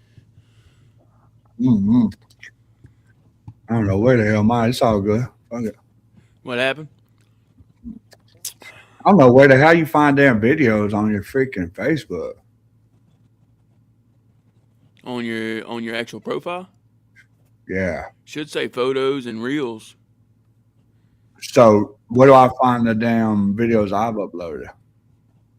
If you're on your profile, Let me see. go to more. Are you on the computer? Yeah. Yeah. Do you see more? Like Yep. all about photos Yep. and more, and it should say reels. I think it's gonna got Nice, everything. TNT. Oh, it's under reels. It should be. Mm. You know they're always changing that shit. Mm. Yeah, I keep getting some type of notification for threads or some shit. Yeah. Want me to use here. Such and such. Brad uses thread. Your friend Brad uses threads. You should too. I'm like, I don't care. I just got it set up to where it automatically posts to it. Y'all ready? But, yeah. This is Operation Hammer Down. You got it to add, Brad? You want me to add it? Yeah, you go ahead, Traits. All right. Tell me when y'all ready. There we go. It's up. Okay, yeah. My interpreter. Oh. Okay, this is All right, little interview time. Staff Sergeant I'm sorry, Chance. Chance. What's up? All right, so let me give you the rundown. All right, so this fucking dude, the BC, in conjunction with my command, thought it would be a great idea to drop us off, to air assault us in 8,000 feet into the worst valley in probably, what would you say, all of Afghanistan? Todd? I couldn't hear that very well. Possibly the worst valley. All right. Hey, real quick. Remember I told you about that fucking evangelist, Todd? Yeah. Yeah. Oh, look, we linked up with the, so we got pinned down for like 3 days. So we just now linked up with that platoon. Their fucking commander broke his ankle. Their LT got shot through the neck. We linked up with them in the middle of the night, dude. As soon as we get there, like, all right, it's about to be daybreak. They got to go refuel. So we're going to get shot at. Go fucking dig a hole. So now we're in this hole we dug, right? And you'll see Todd sitting up there like a retard, is what I'm saying. He's so fucking brave, he's retarded. So that's all I wanted to point out. All right, why? What is This valley. this valley? Is The Waterford. between this one and Korengal. All right, so what you see now, right, is fucking, me 4 fucking days later. All right, so here we are, air assaulted, fucking coming down this mountain with fucking 70 pounds, right? They thought we were just gonna walk in this goddamn town, and the fucking Taliban were gonna surrender and be like, oh my God, you caught us. Take what you want. No, about 2 clicks down the mountain, 3 clicks, they fucking ambushed the fuck out of us. Right? To top it all off, me, my interpreter, and my goddamn fucking What's my name, man? me, my bad, me, Nabi, and fucking Todd get shot up by a goddamn Apache.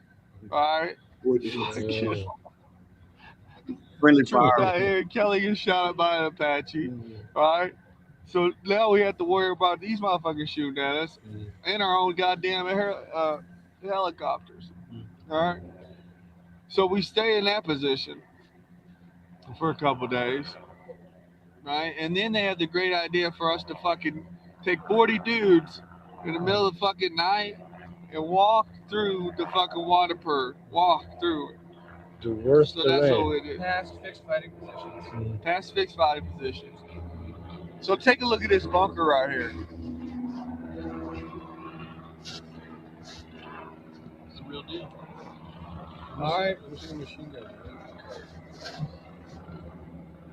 That's my It's a little fucking. It's a grenade. No, but you'll go into it. Look at my pants. Look at this shit. Hey, I'm taking this fucking movie home, man. I got fucking spandex. Just showing you the state of my fucking of our equipment here.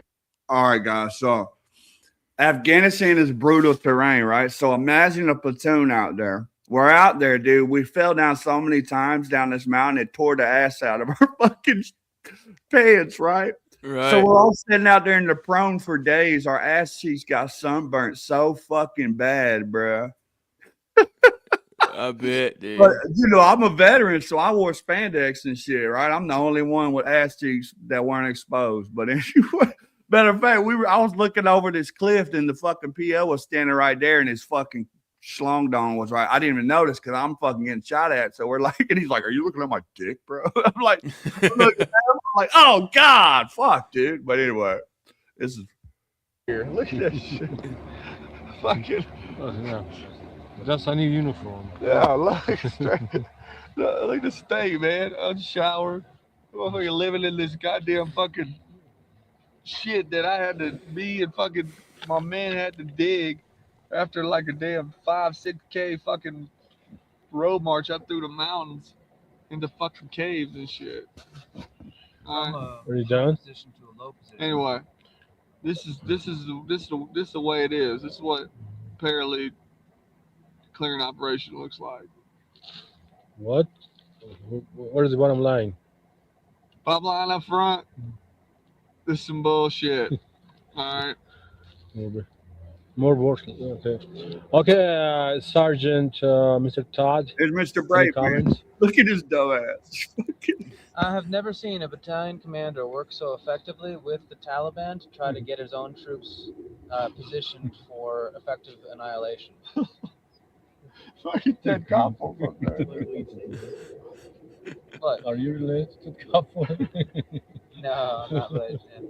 He's so No, but seriously, like every move this battalion commander has made has been putting us into greater exposing positions to the enemy. He has countermanded every single one of his leaders on the ground from his cushy office back in F.O.B. Joyce. I agree with you 100%. Yeah, so that's pretty much all I have to say right now. Okay. Hey, look, but let me see what the fuck. Let me see. Bruh, did you? I have never seen a battalion commander. Bro, when I first met that fucking dude, I guess he was like God's gift to the unit. I told you they're a bunch of Dungeons and Dragons, and I had drove the bus. I took like the company fucking to the battalion, right? They were like in Bagram. Fucking, I hated that fucking Liberty or whatever that shit's called. That fucking road on fucking Bagram. Anyway, Disney. but luckily I had beard and shit, bro. We were in fucking Lax Grooming Center, so they didn't even know I was in the army. But I mean, this fucking idiot's in there trying to fucking smooth old glazed Sergeant Major who hated me. He was a fucking old MI guy. And I went in there. We're waiting on this fucking dude, and I'm like, "Hey, come on, Sergeant, let's." He blew me off, dude. I went in there and embarrassed that dude right in front of Sergeant Major, dude. He hated me for like a year after that, dude. He was like, I don't like that guy. But then we became boys because we was in this hole fighting over rolling. my hole with Holding my the dog girlfriend. up at the by the I front turned door. around, like getting closer and closer, right? And I was like, dude, I'm gonna get fucking shot, dude. So I look up and There's there's a dead beetle underneath the road. I think that's what she I was get trying behind to this get. tree and they fucking the same Apaches that were laying down suppressive fire for us for hours, fucking just ripped one through my platoon's AO, right? And shot the two dudes on one side of the fucking hole. My interpreter was safer than the dude on the other side, bro. And all I remember, it shot him in the legs, right? Thank God. So, of course it was, dude, holy fuck, shit. motherfucker, shit. Right? After the dude, I'm like, the first sergeant comes down. He's like shaking me, right? But it's the fucking shit shot the mountain and blew all this shit on me. And he's like, I'll just remember looking at his mouth. He was like, "Are you okay? Are you?" And I'm just like, I don't fucking know. So he's, he feels me. I make sure I'm not wet with blood. And I heard them goddamn soldiers, motherfucker, he fucking shot me, right, dude? Like, oh, it was a mess, dude. It was a horrible operation, dude. Horrible. Yeah, it and it was sounds my like it, last dude. week in Afghanistan, dude. I flew home. Like, I got out. Really? Flew home 2 days later, was in college and was like, fucking, started having panic attacks, dude. Holy shit, dude. Yeah. Just when you thought you made it, huh? It was almost over. I know. Right, it's a humor only. But yeah, that's what I was talking about. So we're out there, goddamn, about to die laughing. Right, that's all you can do. That's why when my interpreter was like trying to fake a cardiac arrest, I was laughing at. I'm like, bitch, I'm not even medevacing you, bro. You signed up for this, dog. We're dying together. We're dying together. Out here, bro. Like, we got guys that broke their ankles that we can't medevac. You think we're gonna fucking medevac you, bro? Fuck Yeah. Shut up. That poor guy, he never interpreted again. That bitch quit after that, dude. Oh man, I bet. Oh man, good times. Thanks for sharing that, Mike. Yeah. But yeah, only a few of us to get that. That's why I don't know. I guess the country rap lane don't get my humor, man. Like I never, dude. I'm never like talking shit for real. But I do talk shit, right?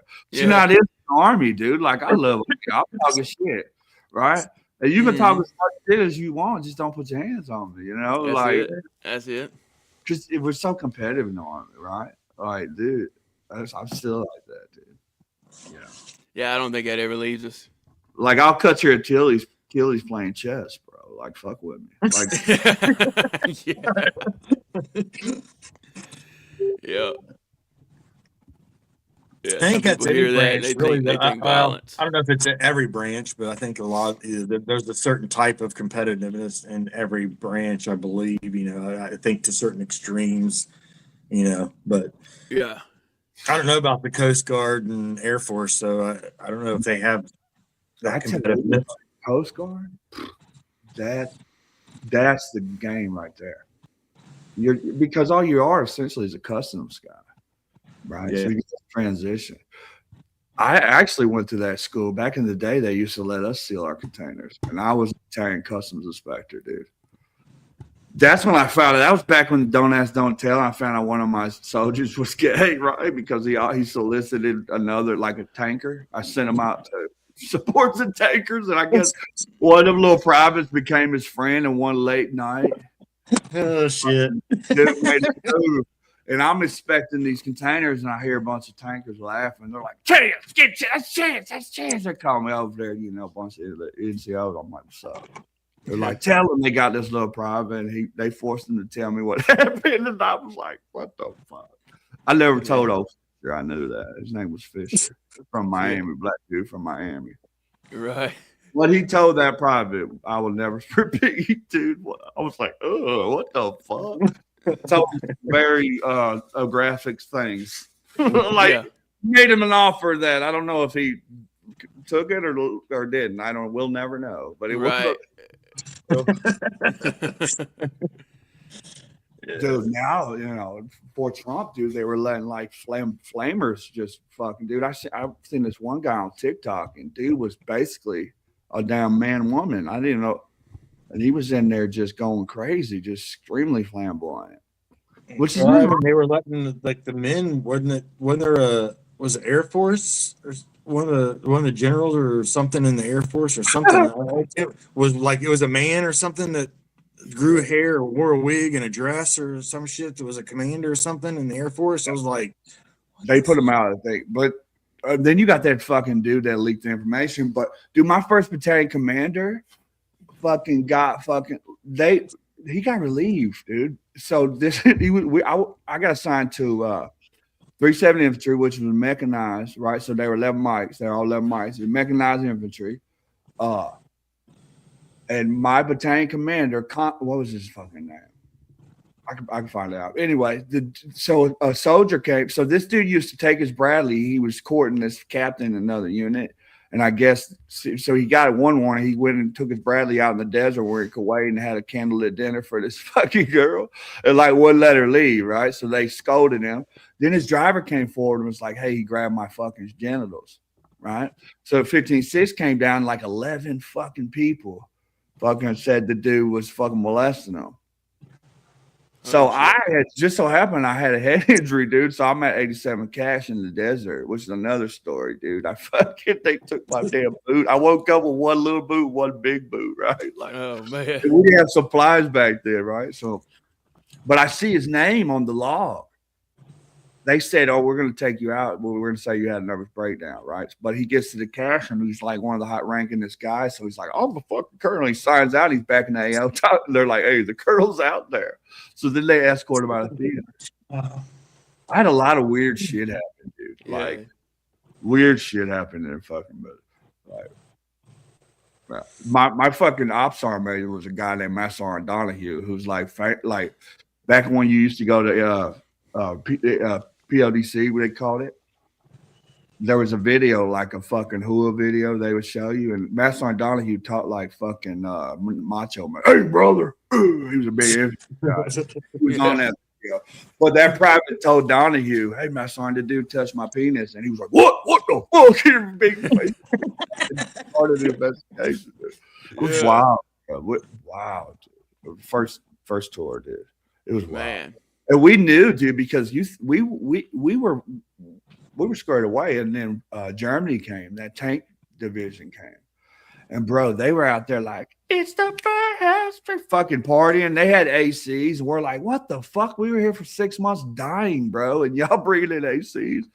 And we're trying to right seat, left seat, and we're telling them like, "Dude, this ain't no game, motherfuckers. Like, what are y'all talking about?" And they're out there like fucking in thongs and shit, right? And we're like, then we leave and all hell breaks loose. The embassy gets bombed, and it just goes nuts. Right. Dude, they were out. We didn't give a fuck. We were starved for vaginas. We're like banging all their soldiers, right? We're like fucking, we're like, cool, but you guys need to fucking tighten up, dude. As soon as we left. But the Marines were worse. When we took over, we'd go to buildings the Marines had lived in. There'd be like fucking skulls and shit in there. They didn't give a fuck. They just sleep right by the dead people. Like, dude, we're like, what the fuck? Savages. The Marines. I remember early in the early days, they'd go from their like tents to the fucking DFAC, and they'd be doing fucking movements. Like they'd be, "Oh, I see him. He's up. He's down." Like we're like, what the fuck are y'all doing, bro? They would never break character ever. Right. But I was there. When I was like E6 at like 4 years, I think at 4 or 5, I was E6. And dude, I would talk to them guys E5s and I'd be like, "How long you been in?" They were like, "I've been in 17 years." And I'm like, what the fuck? That's the Marine Corps, dude. They're the toughest, but they don't promote, dude. It's hard to get promoted there. The Army was like giving it out, dude. Like, fuck, dude. Some people got promoted. I think I was successful because I had the willingness to ask for help, or if I didn't know something, I didn't act like I didn't know, I knew it. Right. I got put on limited duty towards my end, so I wasn't able to advance. I wasn't in my rate. Wasn't working in my rate, so I retired a second lieutenant, bro. My ID card. That's crazy because when they flagged me for psych, I did. Second lieutenant, you commission second lieutenant, and in 18 months, the battalion commander says, "Oh, he's good," and they give you it's like a waiver to E3 or 4 type shit. Mm. Yeah. Captain, you board for, but it's an automatic, right? Like it's very rarely do you not make captain. And then the officer word, if you get passed over twice, the third time your ass is out. They'll just say thanks for your service. right. That's because officers, we never lose our commission. It comes from the president, whereas enlisted comes from the Secretary of Defense. So like when I go on the gate, if I go to a base, they still salute me when I go through that base. It's kind of interesting. So Yeah, I came out of boot camp as an E2 and left 4 years later as an E3. Dude, I was a fuzzy, bro. And dude, I swear, like, dude, I was like, I remember my company commander, Sizemore, he came and said, "Man, you gonna re-enlist?" I said, "Sir, I'm a fucking E2, man. Y'all never promoted me, right?" I think like the next week I was an E4, bro. Like, and my wife, yeah. The other fun fact, the guy in Black Hawk now, Gallagher. Yeah. He was 3rd Brigade Sergeant Major at Fort Stewart. I knew Gallagher. He was my boy. He was 315 Infantry Battalion Sergeant Major. He was my boy. My boy was his driver. And you see a picture of him. He was shot in the leg. A medic was caring for his leg, and he was still shooting in the invasion. Yeah, I knew Gallagher, dude. I remember one time when it was all the different opinions or whatever. He got out there in formation, dude, talking to a brigade. He goes, "You know where the fag is?" Right? And we're all like, "What the fuck?" He's like, former action guy, right? So like, dude, he would come because I worked for protocol, right? Because I told you I was a cook. Right. So every general officer, when you make 1-star, you get a staff, right? And one of those staff members is a 92 golf. It's called an enlisted aide, and basically you're his fucking butler. So protocol's a grooming position. I went up there when I was 85 and I met all the generals and shit. So anytime a VIP would come to Fort Stewart, they would land at a private airfield. I'd go out there with like a greeting basket with a couple of privates and be like, hey, and I'd show them around like their escort or medal honor recipient, anything. So that's how I know Gallagher, right? I did all the Audie Murphy shit. So I met Gallagher. I met Steele when he commanded the Rockassans in 05. I served with him. Austin, Petraeus, Gilpin was my first sergeant. I actually splashed him with shit water. The idiot kicked his window out and we hit a puddle and it fucking I met a lot of fucking guys that Ordinero. I served with Ordinero when he was a brigade commander. His sergeant major was Sergeant Major Bob, and he was a fucking dildo. He would sit around and like get people Article 15s for not wearing a seatbelt on the fob and shit. Like, oh shit, yeah. One of those. Gotcha. And by the book. Yeah. with some of this shit, you know, I was a fucking shade. I would fuck you up for some best shades, you know, or black socks, you know, them the retards. Yeah. I was like, I mean, I told you it was reverse race. I remember there was a lot of black guys, man, and I'd be like, "Get the fuck over!" And they'd be like, "Oh, he's a fuck. You think this is slave days?" And I'm like, "No, bitch, you're wearing Gucci shades, bro. There's a big fucking G on there, dog." Yeah. Oh, you're wrong, bro. I'm sorry. Yeah. I'm sorry that your homeboy, that's your leader, is fucking chilling with you, drinking Bud Ice. But I'm gonna tell you, you're not showing up like that, bro. Right. Well, I jack that's a lieutenant, sergeant. One time I jacked this lieutenant up. Boy, he came out. I beat him. I didn't know he was new. He didn't know who the fuck I was either, bro. But, you know, back, I think it was my PL or something. I'm like, well, shit, dude.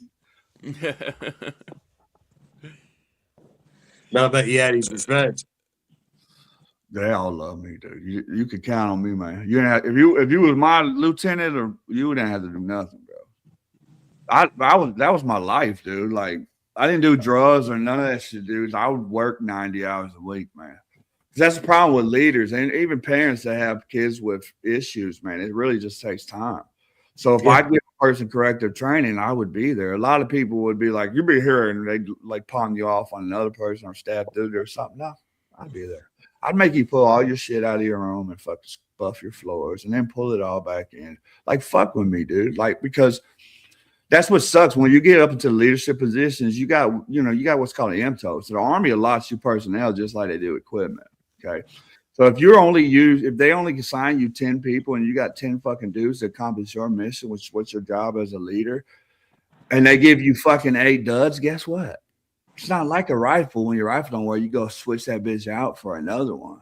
You got them duds, but you still got to complete your mission. So as a leader, yeah, dude, I fucking hated you, little bitch ass, because you signed a fucking document saying you wanted to do this. And the excuse that you don't know you're young, dude, I was a fucking staff sergeant when I was fucking 22, 23. I was E7 at 27, 28 years old. So you can't tell me, dude. Like, you just got to be humble and willing to give you 150% every time. Like, people that make 300, so there's a handful that did, but I was over on an extended scale because I worked my ass off. I'm not naturally gifted. I have a bird chest, bro. So doing 85 push-ups was really fucking a feat for me to get to that point. But I was always saying, if I told a motherfucker follow me, I'm going to be leading the way. Right. I led A group. When I was at E7, I led A group still, bro, and was probably one of the fastest motherfuckers still. Not because I'm gifted, because I was on the treadmill running fucking, you know, doing speed drills, running fast for 2 minutes, slow. Right. You trained for it. Heart rate training, you know, is what really gets you fit. But yeah. Mm-hmm. But man, You talk about how bad you want it. Shit, dude, anything a lie. I can, I will, I must. That's 3 words. 3 statements right there. I can, I will, I must. Raining. Yeah, it's raining. Actually, no, it's stopping. Is it raining? It's Yeah. sprinkling here. Oh, Yeah. no way. We still got how many people in the chat? I don't even know, brother. I think everybody might have slid on out on us, but that's all right. It's like we got 3 or 4 watches bouncing backwards and forwards, it looks like. Yeah, I'm not sure how many we got in here. I've enjoyed listening to you, brother. Oh, Because yeah, I know that helps you too, and that's why we do what we do, man. I appreciate y'all, man. Yeah. Yeah, I don't know if we got anybody in here or not. Who's still in the chat? I don't want Y'all to say I something don't if you're want still to here. today. I don't want to. TNT said Fort Stewart had the most thorough background check out of any base I ever delivered to when I was over the road driver. They told me about me getting caught with a joint when I was 19 years old, and I was like, damn. TNT, man. TNT, I love you, man. I'm sorry, man. You still in the chat? Yeah, he's still here. Chat? TNT, I'm sorry. Will you send my apology? I was fucking with TNT dad, boy, because he stopped talking to me. I hurt my feelings, man. Yeah. TNT, I love you, man. I'm fucking with you, bro. I told you I talk shit, man. I get my feelings, dude. I got emotional intelligence of a 2-year-old, man. It happens, man. We all do. Yeah. Hey, we all have our little trigger points, you know. TNT live right down the road from me, man. Oh, really? Yeah, man. I'm up in he's probably, I don't know, maybe 20, 30 minutes from me. So are you still in Little Rock? Nah, I'm in Atlanta area. I live right between Macon and Atlanta. Like, I live by like TNT, Dad. I live over by the sticks and shit. You know, like. I got you. Yeah, I'm from Louisiana, but I'm in Illinois now. I'm not too far from St. Louis. St. Louis. Yeah. I was born in Kansas City and shit. Okay. St. Louis. I was down at Leonardwood for OBC because they bring to me chemical. Which chemical is the chemical officer back? Dude, that's the hardest school in the fucking military. I'm not. Oh, I bet. As an officer, you're a fucking scientist, bro. So I'm in fucking OBC, which is like AIT for officers, and I don't even know the order of math, dude. I dropped out in 9th grade. Right? Yeah. I just went to so many schools that they were like, go to this, see what they evaluated me, and I had fucking What are you doing? less than 2 years to finish, and I was like, well, I'm eligible for green to gold. I did the active duty option, which they sent my records to Fort Jackson Student Attachment, paid me my pay grade to go to college for 2 years. That's why, it's funny, when I got to college, they were like, it don't piss. So I started smoking pot for 2 years, bro, and I never smoked, so I didn't know this new weed would like stay in your system. I didn't think about it because my boy just went to the course. So he's like, they don't drug. I never got a drug test. So I smoked all the way up to going, took my fat ass. Was like 210 going that bitch, bust tape and everything. Right. Right. But I was still pissing hot. So I'd wake up every morning at like 3 a.m. and drink until I passed one of them Walmart piss tests. Yep. I did that for 4 months, dude. Still pissing hot, dude. And bro, just inadvertently, I lost 40-some pounds.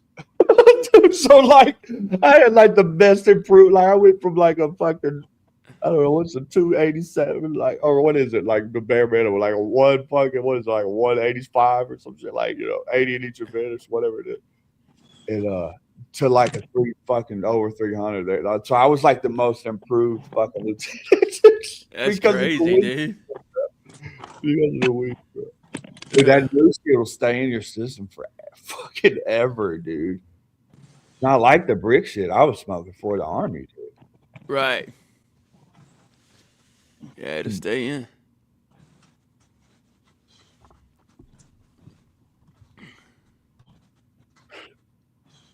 Yeah, you seen what TNT said?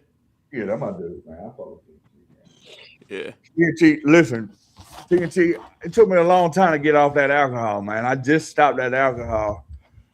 I slipped up. I went and seen my boy Buzz and drank. But other than that, dude, that alcohol is my kryptonite, dude. I could do all the drugs you want in the world and fucking do math problems. And you're like, hey, according to my just you give me a fucking shot, and I'm fucking like, when I pass a mirror, I stop and start flexing type shit. Hell yeah, dude. Confidence. The push-up contest and shit. After one shot, dude, it's terrible. Alcohol is my fucking kryptonite, dude. So that's crazy, dude. dude, I'm like fucking. I'm like shoulder bumping people after one shot, dude. I'm really it's like fuck, dude. Alcohol is terrible. Like I Talk fun, about a neural pathway, huh? yeah, I'm fun for the first 10 minutes, and then I'm annoying. You know, on minute 11, right? You're like, okay, I'm done with this. Right? Hold up, we go. Some bacon, yeah. Closer to yeah, I'm closer to making. Yeah. Well, I'm like, so I'm off 198, and you think about it. So Atlanta Airport's 239. So like Okay. 40, and then I don't know, maybe 20 minutes from Macon. But yeah, I got you. I used to know somebody that lived in Macon. Was one of my dad's I'll wait for a second. families or one of his ex fiancées or girlfriends or some shit's family that was in Yeah. Macon. Is that where Millie Red is, or I don't know. I'm not real I sure. can't remember if he's the one that always said making bacon or not. Yeah, I don't know. I never really That was a long followed time ago. That was right when I Millie first started watching real. country rap. Yeah, I don't really hear a whole lot about Millie. Really? But, Yeah, I I haven't know heard the much about him name, either. but I don't know that much. Yeah, I don't know that much about him. I've heard his name thrown around a lot in different directions, but Right. Yeah, it's at TNT. 10 minutes from Joe Sticks. Oh, wow. That's okay. pretty cool. Him and Millie used to work together. Okay, yeah. So Millie is around that area. Who's Millie? Millie Millie Red. Red. Oh yeah. I've seen it live. Yeah. He's fun. They don't go far. Cold's down. I don't know how far Cold is from Macon now, but I know he's down that close to the Georgia. He's like closer to Tennessee, like he's north, like Yeah, northwest. He's real close now at his new place. He's close down to Florida Georgia line. Florida, Bottom Georgia, or Georgia, Alabama? He's down at that bottom corner of Georgia, Florida, and Alabama. Okay. Y'all heard that song I did with Big Buzz? Y'all like Big Buzz? I've heard of him, yeah. Oh yeah. When did you do it? I've never released it. You want to hear it? Okay. Oh, y'all about to get off. Well, it don't matter. Can you share a damn MP3 on here? Trey, if he knows how. Yeah, send it to. All I send can it to do my is share the email. screen. Chaotic. What? Yeah, hold on. Yeah, hold on a second. I think you have. Here. What is it? Just tell me. I'm typing it. It's paper. PAPER. PL. The number 8. FAN. It's like Foxtrot Alpha. November. At Yahoo. Paper plate fan. Yep. I got you. Let me see. Wow. This shit is fire, man. I mean, Buzz is really talented, man. You said Buzz. I was thinking Sling in the chat, but I remember Big Buzz now.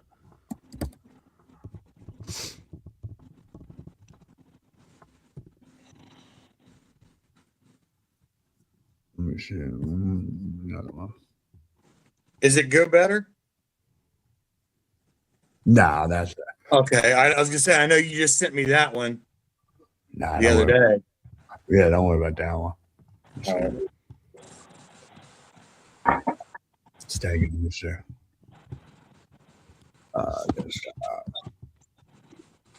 Yeah, we shut down the Muddy Traits show, so that's why. But I got that email. I have it. There you go. What's happening? All right. It's saying. Waiting for it to come through. I love this song, but I.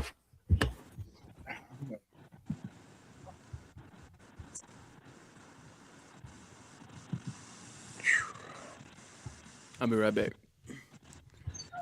All right.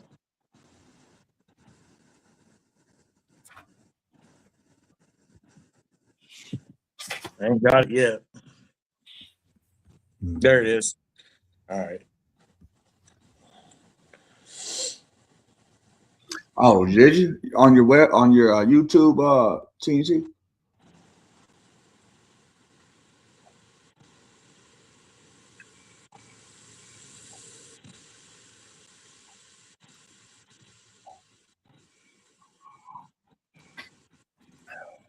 Let's see. Okay, now let me go here.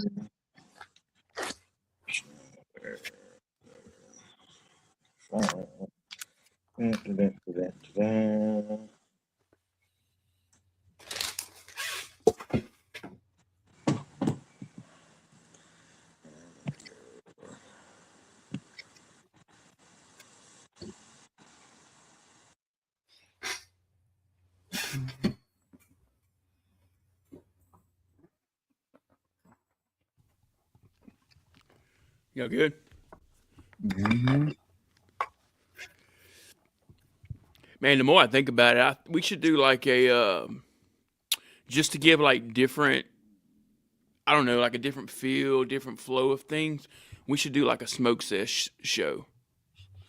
I was telling Cole, Cole and I, that's a great idea. I was telling Cole, me and Cole was going to start like a veteran podcast, like kind of like this. But dude, I could get like my boy Keith Polidero was like the special forces. Like I could get like senior leaders, and I could get soldiers. I could get all kind of guests. Is what I'm saying. I could get Right. general. I might could get a retired 3-star. Like people just talk about whatever. We would have to be structured for these individuals. I wouldn't want, you know what I mean? It couldn't be fucking off the hip. Right. Because I don't know, a lot of the guys are full of themselves, but not really. They expect structure. But Right. yeah, we No, I get it. like that. Cole and I had talked about that before. I thought we were going to do it. It's just, man, he's got that baby coming. Yeah, I mean that's something we could definitely do, man. Because I mean we're gonna get more structured. We're gonna get more professional with this. I'm We'll not talk saying about you it. got, I'm talking about like when you're interviewing like a retired general officer or something like, you know what I mean? I'm not talking about me, dude, or just in general. I'm talking about, for me to convince one of them individuals to come on, I would, you get, I don't know. I'm not trying to say you guys aren't structured. It's not that at all. It's just some of these guys are like assholes. Like it's like when I was an officer. Like my first name is John. My name is John Michael, but them assholes would be like, John, and I'm like, hey, motherfucker, I told you my name's Mike, sir. Okay, John. Yeah, yeah. Like, Yeah, I got that song in here. No, I got you. Whenever you want me to run it, whenever you're ready, it's here. All right, Mark. Hey, have a great day, brother. Thank you for hanging out. Thank you for stopping by. So y'all just let me know when to hit play. Appreciate that, Hartwell. Great morning to you as well. Yep. Much love, Hartwell. You ready to? Hey, take it easy, Mark. What's that? Brad, it's up to Brad. Did you want? If you don't want to do it, it's all good. No, that's fine, brother. What is it? You said You go know, ahead. play the music. Oh, yeah, it's on here. Oh, yeah, Whenever this ain't you're my like show. this. This is for all of us, brother. Yeah. I'm just All kind I of gotta running do- things while Colt's Hey, out. someone's got to steer the ship, brother. Yeah, I'm just running things while Colt's out, and then Traits, he's running things with me. And then we usually have Double A here. He helps us out a lot. And then Brandon's still in. He's actually active duty, so Oh, really? That's cool. he comes on in uniform a lot of times. So when we start talking about things that he don't need to be involved with, he kind of just turns his camera off, and we just roll with it. You know what I mean? But yeah, run it, Traits. All right, here we go. Was it Pablo 2? This is my chance, Big Buzz, Pablo. Pablo. All right, here we go. Let's hear it. Yeah, what's up?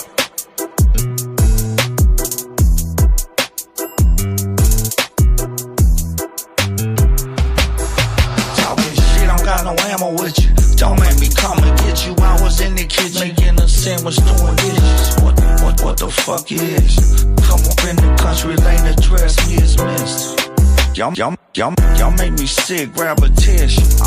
I'm the man nobody mentions, coming out the trenches. I got your bitch taking pictures. I was about PM shit, gotta get them riches. I know I'm in, just wanna get me out my bridge. You talking shit, you might leave with some stitches. I'm a god, got these people doing rituals. I told the spirits when I speak, but they gon' listen.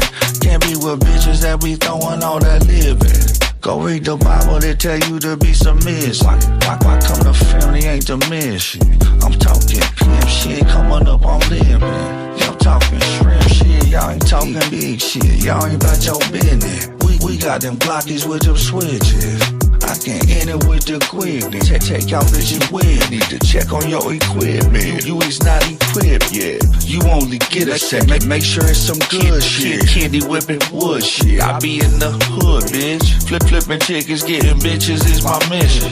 I'm the rapper everybody's scared to mention. Country rap Pablo, Mr. Tomorrow. I can get a package from Chicago tomorrow. We ain't make the honor roll. We just got a lot of dough. Spin it like some stop and goes. This is just the life we chose. Country rap Pablo, Mr. Tomorrow. I can get a package from Chicago tomorrow. We ain't make the honor roll. We just got a lot of dough. Spin it like some stop and goes. This is just the life we chose. What's crack-a-lackin', what's crack-a-lackin', this cracker-packin', this cracker-jackin', y'all crackers lackin', y'all crackers rattin', they dog jackin', they all actin', I'm all man, turn the dog at him, let the dog have him, let the hogs have him. The hogs have him. Duck sauce, watch him duck off, I'm duck hunting with that sawed off, crystal on the bone, I'ma gnaw it off, fuckin' with these hookers while I'm nodding off, got a couple different bitches and we on and off, I kick a bitch to the curb, then she fallin' off, I'ma fuck a friend just cause I can, I'm a piece of shit, I'm denying that fan, so fuck your feelings, I play the villain, on half the 10, I used to break and build this young shit, hit dumb licks, Louis cocked in my drawers with a straw to sniff that cocaine, a fucking Tina, little lady from Pasadena, go granny, pass the reef for your walls, gone, bro, jobs are cheaper, fuck these skis, the West End bitch, fuck around and sneak up, pie Felicia, the West End bitch, white trash, geezers, cops get cold, they catch amnesia, stick to the G-code, stash box, fuck around, just squat and cough and drop a pound of shit a kilo. Country rap Pablo, Mr. Tomorrow. I can get a package from Chicago tomorrow. We ain't make the honor roll. We just got a lot of dough. Spin it like some stop and goes. This is just the life we chose. Country rap Pablo, Mr. Tomorrow. I can get a package from Chicago tomorrow. We ain't make the honor roll. We just got a lot of dough. Spin it like some stop and goes. This is just the life we chose. Nice. I like that. I like it, dude. That was dope. Shout out Mike Chance and Big Bud. That's right. Country rap Pablo. Oh, really? Does it sound better, chaotic? PTSD, did I want Yeah, whenever you play videos through StreamYard, a lot of times the audio will fade in and out on it, because of the way it processes the file. I can't think of it. Anyway, because of the way it processes the video, the audio quality in it goes all over the place on a link or YouTube video. Okay. Yeah, so a lot of times, anytime if you send your music to people, that's why when we were running Money Traits, we'd always ask people to send the MP3s, because otherwise you play someone's song trying to promote it or something, and it'd be like, man, that sounds like shit. Who wants to go grab a song or get hyped up for a song when it sounds like shit when they heard it the first time? Right. So we tried to get the MP3s so that people actually got to hear a good quality sound of what people were wanting to promote. Right. So yeah, That if you sounded send me good. that, if you send me the MP3 for that PTSD song, we'll do it that way instead. I'm gonna try to find out. More. We could end the show today with that one if you want. Yeah. Play that Yeah, and then do our outros and Yeah, we could do that. Okay. That's why I use Restream now instead of StreamYard. yeah, Restream does a really good job of keeping the sound quality where it's supposed to be with music videos or MP3 or any of it. But StreamYard, some reason, when it comes to videos, it does not process the audio well at all. Right. Hey, what's up, Double A? Good to see you, There brother. you Yeah, we still at it. We about to play some of Mike Chance's music here.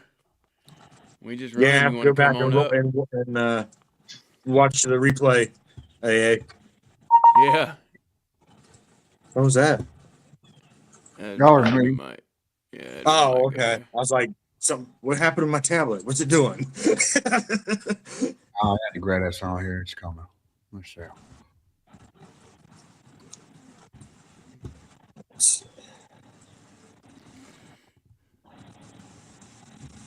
How was your? He said I caught some on the ride home. How was your MRI there, Double A? Everything go well? You made it through it, huh? This is the one I wanted y'all to hear. We'll play PTSD another time. This is another Army song, basically. Okay. I so appreciate y'all, man. I'm checking in on y'all. I'll be up around this time, man. We appreciate you. Yeah, joining every us, Monday man. through Friday, man. Yep. We rock. 8 a.m. Central, 9 a.m. Eastern. And we've been 9 rocking. You see, a.m. we're huh? Eastern. That's the best time. Yeah, you see, we're We at get there episode before you all 71. do. So we've been rocking, man. Did you get that song? And we got a lot of good things in the works. I haven't seen it come in. I'm not yet. He said didn't travel through time. What damn. It's loading up. Oh, yeah, there it is. It just now came in. Yeah, let me grab it.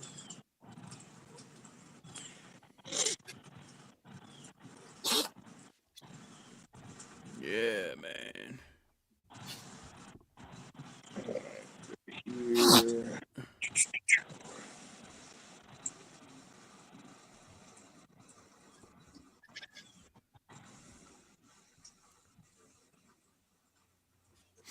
Yeah, we most time we just wing it there, Mike. Give me one second. Sometimes we'll have like certain Add it topics in and there. stuff. Be right back. All right, brother. Yeah, sometimes we'll have topics and things, but we kind of just go with the flow. People in the chat, they'll have something they need prayed about or they want to mention or something they're struggling with. We try to help them. Give them tools they need to succeed, you know?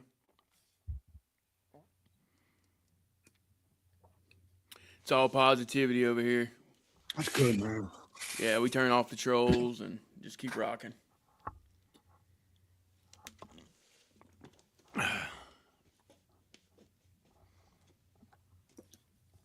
He said I wanted to go back to 1985 and hit an old arcade. That's funny because I was at this weekend, actually, this past weekend. We went bowling and we did a little arcade action and laser tag with my nephew. That was fun.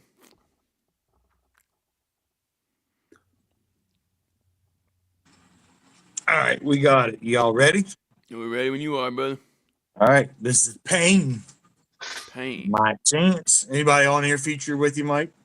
No, this is me. All right, All right. here we go, y'all.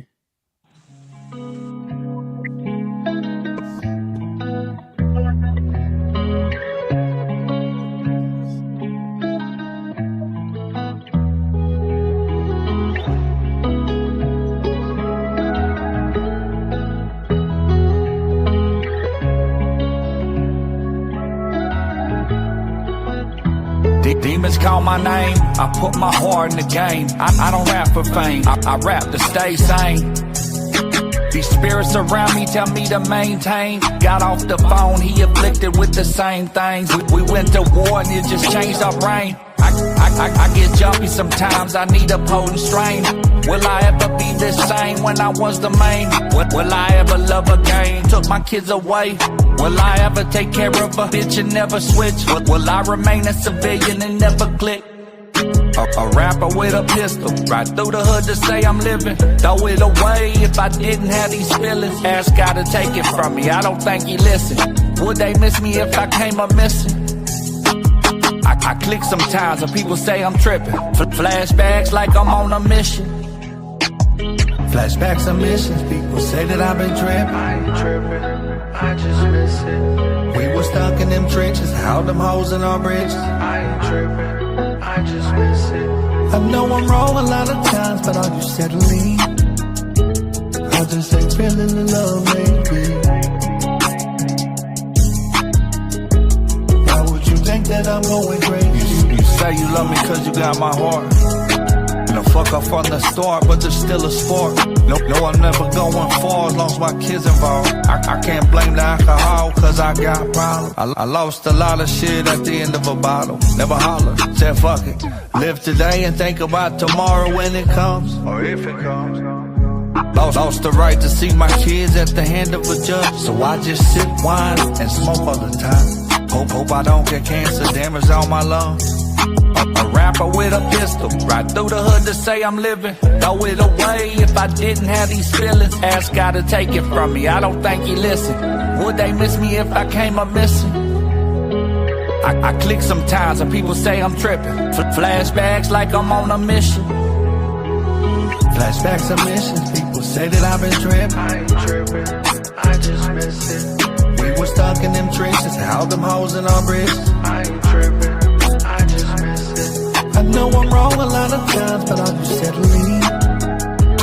I just ain't feeling the love lately. Why would you think that I'm going crazy?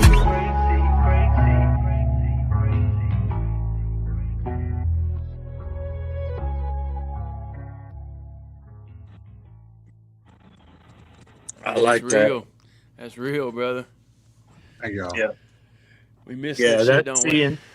That's the kind of shit that I like with music. That music kind of is missing anymore, man. Is the story, the real stories. Right. The, You could the feel it. pain, yeah. You could actually feel And- that. Yeah. Yeah. That's why, most of the stuff that I write is the way it is, because that's just the telling of the stories, the life stories, the real stories. Is what it kind of faded out of music. It seemed like. So Are you from West Virginia? How old are you, Brad? 35. Okay, so who did you come up listening to? Being from Illinois, yeah. Louisiana. Okay. Wayne, So do you Lil remember- Wayne, Lil Boosie. You remember like Les Monte Carlos and Regals, man, with Suburban's expeditions and the TV's playing. It sounds familiar. That's that old Hot Who- Boys. Hot Boys. That's that old Cash Money. And then police could investigate, but they ain't gonna find shit. But 100. Do you know who else I liked back then? Who's that? I was selling dope back in 1986. I bought a Cadillac and put them things on that On that bitch. bitch? Yeah. I came up in Arkansas, so like I had the first 400 degrees, and I love fucking Cash Money, dude. Yeah. Hey, Mike, this was a comment for you. I don't know if you can see the chat or not, but Oh, yeah. TNT was talking to you. Hey, you know what, dude? I'm so glad you're doing well, man. You say you were doing a lot better, man. I'm sorry that happened to you, man. Life is short, brother. Life For is real. short. Well, guys, I'm gonna get off here, man. I appreciate y'all hospitality. Yes, sir. Appreciate Yeah. you hopping up with us, man. We Appreciate you, enjoyed brother. it. All right, Yeah. guys. Take care. And hit me up. I will. Send me his handle, Cal. Can you do that by chance? Yeah, I got you. Guys, all right, bro. All right. All right. All right, man. Hey, Appreciate it. That was my chance, y'all. yeah. Like I say, he's a lot of fun. I like Mike. He's a good I dude. like him, dude. Yeah, he's Real raw, uncut, man. That's what people need to see. yeah. Yeah. We're not the same, but we get him. Others may not. Right. Yep. That's it. That's it, brother. That's the cool thing is, being able to be different, be yourself, be true, and be real, and still understood. Right. Yeah. And that's one of the things that seems to be missing from a lot of society anymore is taking the time to try to understand without passing judgment immediately. Right. Oh, that guy's an asshole. Fuck him. Yeah. It's easy to say that, and it's quick, it's easy, and you're done. And it's a shame, but it's the reality of what we live in. Right. Yeah, like you said, man. The only ones that get it are the ones that experience themselves. Yeah. And what's crazy is, the majority, or almost, I would say almost everybody, probably maybe everybody, I don't know, maybe 100% of people at some point in time have, I guess depending on their age or whatever, but have been through some type of trauma in their life. And so everybody has the ability to understand it if they would just take the time to listen and relate. Right. Yeah, actually listen. Yeah, but nobody listens anymore. Nobody takes the time anymore to try to relate or try to understand anybody. It's a immediate cast judgment and opinion. Right. Unfortunately. It's sad. Yeah. All right, Lee Cody. Good luck, brother. Good to see you. It's ahead of CSPO. Good to see you, brother. Yep. Brad, if you feel like it, pull up my "Don't Count Me Out" song. Only if you feel like it. Let's see. "Don't Count Me Out." Is it on YouTube? I guess. Or do you want him to get him to send it to you? You want to just play the video? That's fine. Yeah. I was gonna say if you just got the YouTube, just go ahead and share the screen and pull it up and play it. Yeah. Let me look. Don't count me out. All right. Here we go. 4 days ago.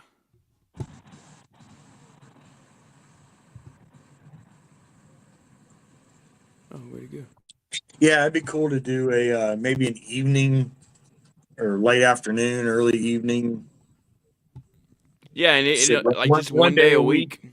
Yeah. See how it goes, type thing. Of like you said, the smoke sesh or just just shooting the shit and really just getting down and analyzing situations and just seeing where our heads go with everything. We could even take notes, write stuff down. We could come up with projects together.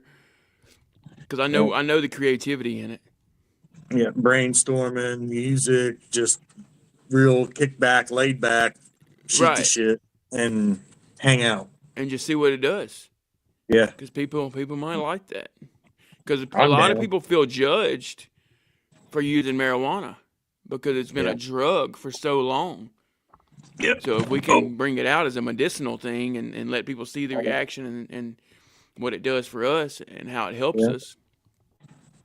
Yeah, I'm down. I usually start around 6 p.m. Eastern. Yeah. Yeah, so that'd be perfect, man. I know, TNT. I'm trying. I am trying. I get, it's a social thing for me, really. If I go inside and sit at the computer and I'm working and doing stuff, I don't smoke nearly as much as I do when I come outside and sit down at the tablet or with my wife or friends or whatever. I hate it. These things sit all over the house on the inside. And usually if I come out, I carry one with me when I come out. Yeah. And, I hate it. And it's so expensive, man. Just went yesterday and bought a carton at $95. Holy cow, for a carton? For a carton of cigarettes, 10 packs, and we smoke. Between my wife and I both, we go through about a carton, give or take, a week. Yeah. that's a car payment, Right. you know. And they'll keep going up because they know y'all have to keep buying them. Yeah. But It's we have sad. slowed down. You know, there for a while we were doing 2 cartons a week. Right. Because when I was smoking full time, you know, we were going through 2 cartons a week. We're bound about a carton a week now, which is, you know, decent. It's a big change, you know. But I vape and smoke, and that's a double whammy, you know. So it's like, but yeah, it's a process, you know. I'll get there. And yeah, you got the patches, you got the pills and all that, but I want to do it myself. You know, I quit alcohol without any help. I quit prescription drugs without any help. I know I could do it, and I've quit smoking before. You know, I quit smoking for I think almost 2 years. Right. And then just that one trigger that day was like, I need a cigarette before I kill somebody, you know, before I'm going to hurt somebody, you know. And then the habit got worse, probably. Yep. And then it was that one cigarette turned into, I'm going to go buy me a pack. Yep. And yeah, you know, it's real. It's here. Yeah. You know? Right. Yeah, Daniel, I get it. Great morning, Daniel. Good to see you, brother. Even after heart attack, lung failure, brain damage, learn to walk again. I'm still having trouble quitting. I'm lying to my family. I have to hide the smoke. I'm Mormon and a lie to my church. Man. I get it. Yeah, that's it's rough. And you know how I quit the first time. And that's why I say, you know, that you got all these tools out there and whatnot to help you, but that's only one part of the puzzle. You know, you have to change again. You have to, just like any addiction, you have to change everything. Mm-hmm. You know, you have to change your routines. You have to change your perception of things. You have to change your there's so many things you have to change to leave an addiction behind, you know. And you got to find out what those triggers are that cue in that time to light up. You know, if it's sitting around people, then you have to go into that situation with that mindset that, you know, hey, I'm not going to light it. I'll hold it. That's how I quit the first time. I would go out with everybody that would go out to smoke in a smoking sponson. and I, you know, they'd be all lighting up and I'd be like, yeah, let me have one. And I'd just put it in my mouth and act like I wasn't lit, just out there with them, you know, bullshitting. And that's how I quit. Right. You know, so it's just, and to each their own, you know, certain things work for certain people, you know. Patch might work better for some. The pills might work, you know, there's Chantix and all kinds of other shit out there. And then, yes, there's the people that Chantix give those nightmares. And I've heard all kinds of bad things about each different way of doing it, but right. You know, whatever works.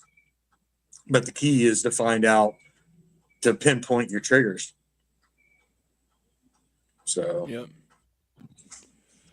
Yeah, you're right. All right, let's don't count me out. TNT Dad, here you go, brother.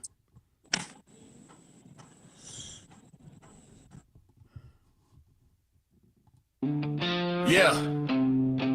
They wheel me through them yard doors, but they ain't wheel me out to no graveyard. 20% hard, that just means 80% stubborn. Keep it real. Don't count me out. Don't count me out. I'm still in the game. Hell, scared, fear, but I rose up the same. They ran them scans, tried to map my route. God said, nah, don't count them out. Don't count me out. I'm back, moonshine jar. Hospital sucks, but I made it this far. From the yard doors, the YouTube cloud, independent artists. Don't count me out.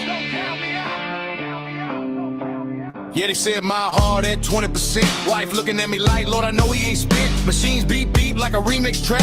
I told a girl, I ain't leaving like that. Nurse said, sir, you need to rest. I said, man, music relieve my stress. Independent artists need my face. I can't flatline in this place. EKG machine beeping like a trap beat flow.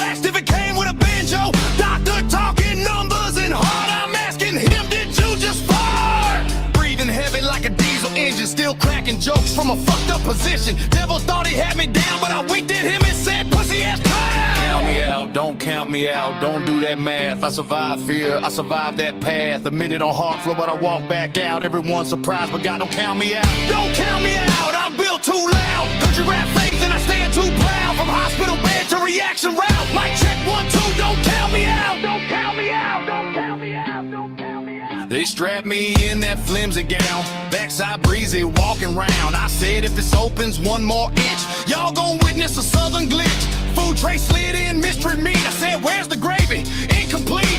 Asked for salt, they wouldn't give a shake. I said, this hospital wild, the eggs taste fake. Prayer warriors lighting up the sky. Meanwhile, I'm begging for McDonald's fries. Food restrictions, given I gotta know. Can somebody bring some meat cooked real slow? Subscribers whispering, is he done? No, kind of a vacation, not a good one. ER bracelet, still in the car. Proof I don't fold, just back with more scars. Don't count me out. Heart at 20, but the spirit at 100. Doctors calculating, but heaven overrun it. They measure stats, I measure grace. Y'all can't cancel what God replaced. I ain't fragile, I ain't through. Got independent artists overdue. Back in the chair, hit record. Algorithm better say yes, Lord. Don't count me out. Send the death that team back on screen. Hear my actions coming, they need to be seen. That the mill was lined up, independent artists been waiting. Let's do this shit, no more procrastinating. Country boy humor, southern snap. Faith in my lungs and bass in the track. They tried to beat me, I put my clout. Whole time live screaming, he back, no doubt. Right by my side, she smiled big, said you still crazy. I said, yep, that's me. If laughter is medicine, get ready for an overdose. Came out stronger than I went in, folks. Don't count me out, I'm back for real. Mud on the tires and I still keep it real. They good, I fade, thought I lost my shout. Now I'm louder than ever, don't count me out. Don't count me out, I'm feeling blessed. Country rap thunder in my chest. From ER halls to the action route. TNT, Doug D, don't count me out. Don't count me out. Yeah, admit it. Yeah, defeated, never. Heart low, maybe. Faith high, always keep it real.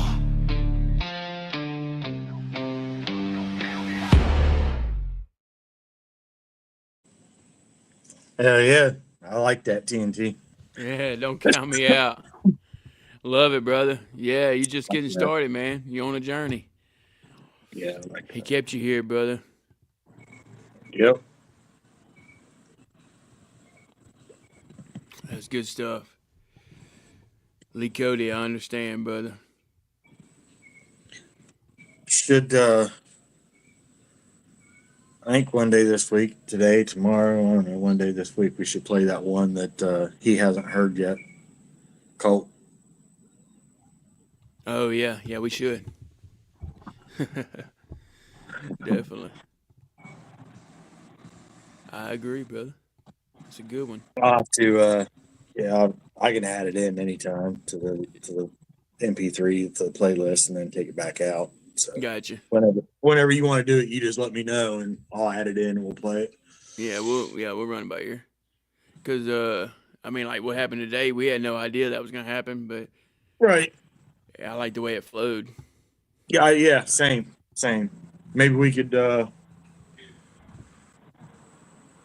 maybe we would just wait and do it whenever he comes back, or whenever he pops on one day, or I don't know. I'm game. Yeah, we'll figure it out. Yeah, we'll figure it out. Yeah. We always do.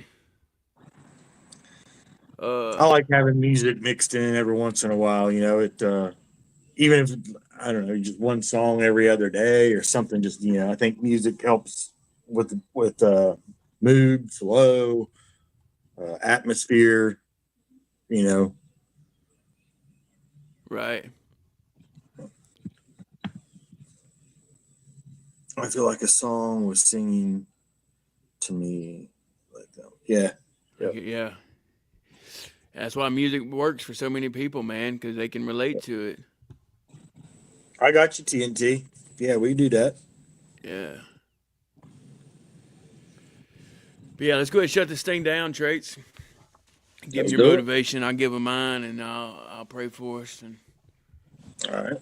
shut her down. Well, y'all, I appreciate everybody in the chat, man. Appreciate you, Mike Chance, for hopping up with us, man. I enjoyed it. Always a good time hanging out with you and chopping it up. Good dude. And A lot of fun to be around, man. I haven't, not in person. I haven't had the chance yet, but I know that one day I'll be able to, hang out in person, and I'm sure it'll be a good time. So appreciate you for hopping up with us and today, and hope to see you again soon up here with us. Welcome anytime. And but yeah, much love out to everybody on this Tuesday. Talk about it Tuesday. We'll be back tomorrow for the Wing It Wednesday. Who knows what's going to happen, but y'all be safe and take care of one another. Reach out to the people that you care about with that voice, and let them hear your voice. Let them know you're thinking about them. Let them know you care about them, and let them know you love them, that they matter, and you got their six. And just same as here, we got your six, and we got each other's sixes, and that's the way it needs to be. So with that, much love. We'll catch y'all tomorrow, 9 a.m. Eastern, 8 a.m. Central, for another episode of The F.O.B. on Wing It Wednesday, y'all. Be good. Straight's out. That's right. Yes, sir. Hoo-yah. All right, real quick, guys, if you haven't already, go ahead and smash that like button. We appreciate all the love and support over here on The F.O.B., the Forward Operating Broadcast, where we regroup, resupply, recalibrate every Monday through Friday, 8 a.m. Central, 9 a.m. Eastern, to better equip you to continue your mission, or Charlie Mike. Remember, you do matter, you are enough, and you are loved. If you're struggling, don't be afraid to reach out to any of us on the panel or hop in that Discord. Double A ain't here to drop the link, but can you drop that link, Kate? Traits? Yeah, we'll work on that. But yeah, hop in that Discord, or if you think you know someone who's struggling, you're muted, brother. But if you think you know someone who's struggling, don't be afraid to reach out to them, because you never know who it might help, whether that be a voice text, a text message, or just put the phone in front of your face and say, hey, how are you? Just wanted to check on you. Because you, like I said, you just never know who that might help. And I want to leave y'all with a little motivation. Every excuse you make builds a cage. Fear is temporary. Regret sticks around. Nobody owes you greatness. You weren't made to sit on the sidelines. Weak moments don't define you. Talk is cheap. Effort is priceless. Today's discipline is tomorrow's freedom. Stay motivated. Stay hydrated. Talk about it. Choose your way, and have a tenacious Tuesday. Who? We got. I do not have the Discord. My bad. Yeah, I don't have the Discord in my clipboard right now. It's on the computer. Yeah, I don't. I'll make sure that I get it transferred over though, so I have it on the tablet for situations. Is that just invite to server right here? Copy. I think I might have it actually. Yeah, and Discord's even loaded up on it's on the computer, so I don't. Yeah, there you go. There you go. Invite friends to the F.O.B, right? Yep. Yep. There you go. So there's your link for Discord, guys. Hop in that Discord. Let us know who you are. We'll welcome you, and it's there if you need us. We have a 911 channel in there. Hey, great morning, Vicky. We're shutting her down. 2 hours and 37 minutes. All right, bow your heads. Dear Lord, thank you for this day. Thank you for waking me up again this morning, Lord. Another beautiful, blessed day. Continue to lead, guide, and protect us, Lord. Give us strength and courage and perseverance, Lord, to get through our best days and get through our worst days, Lord. Thank you for every one of us on the panel. Thank you for everyone in the chat. Thank you for Mike Chance coming up this morning, Lord, and just being able to spill his heart out and let us know what's going on in his life and how he could help others, Lord, and just be with everyone that's traveling today. Keep them safe, Lord. Anyone sick, heal them accordingly, Lord. Any food we have today be nourishment to our bodies and our bodies for your service, Lord. Just continue to show others that you are near. Continue to help us be a light for those in the dark, Lord, and forgive me where I fail as I strive to do better. And again, thank each and everyone on the F.O.B, and we'll see everyone again tomorrow for Wing It Wednesday. We love having everyone here with us every morning to brighten everyone's day. Thank you, Lord. I ask all these things in Jesus' precious holy name. Amen. I pledge allegiance to the flag of the United States of America and to the republic for which it stands, one nation, under God, indivisible, with liberty and justice for all. They will not break our country strength. They will not take our nations free.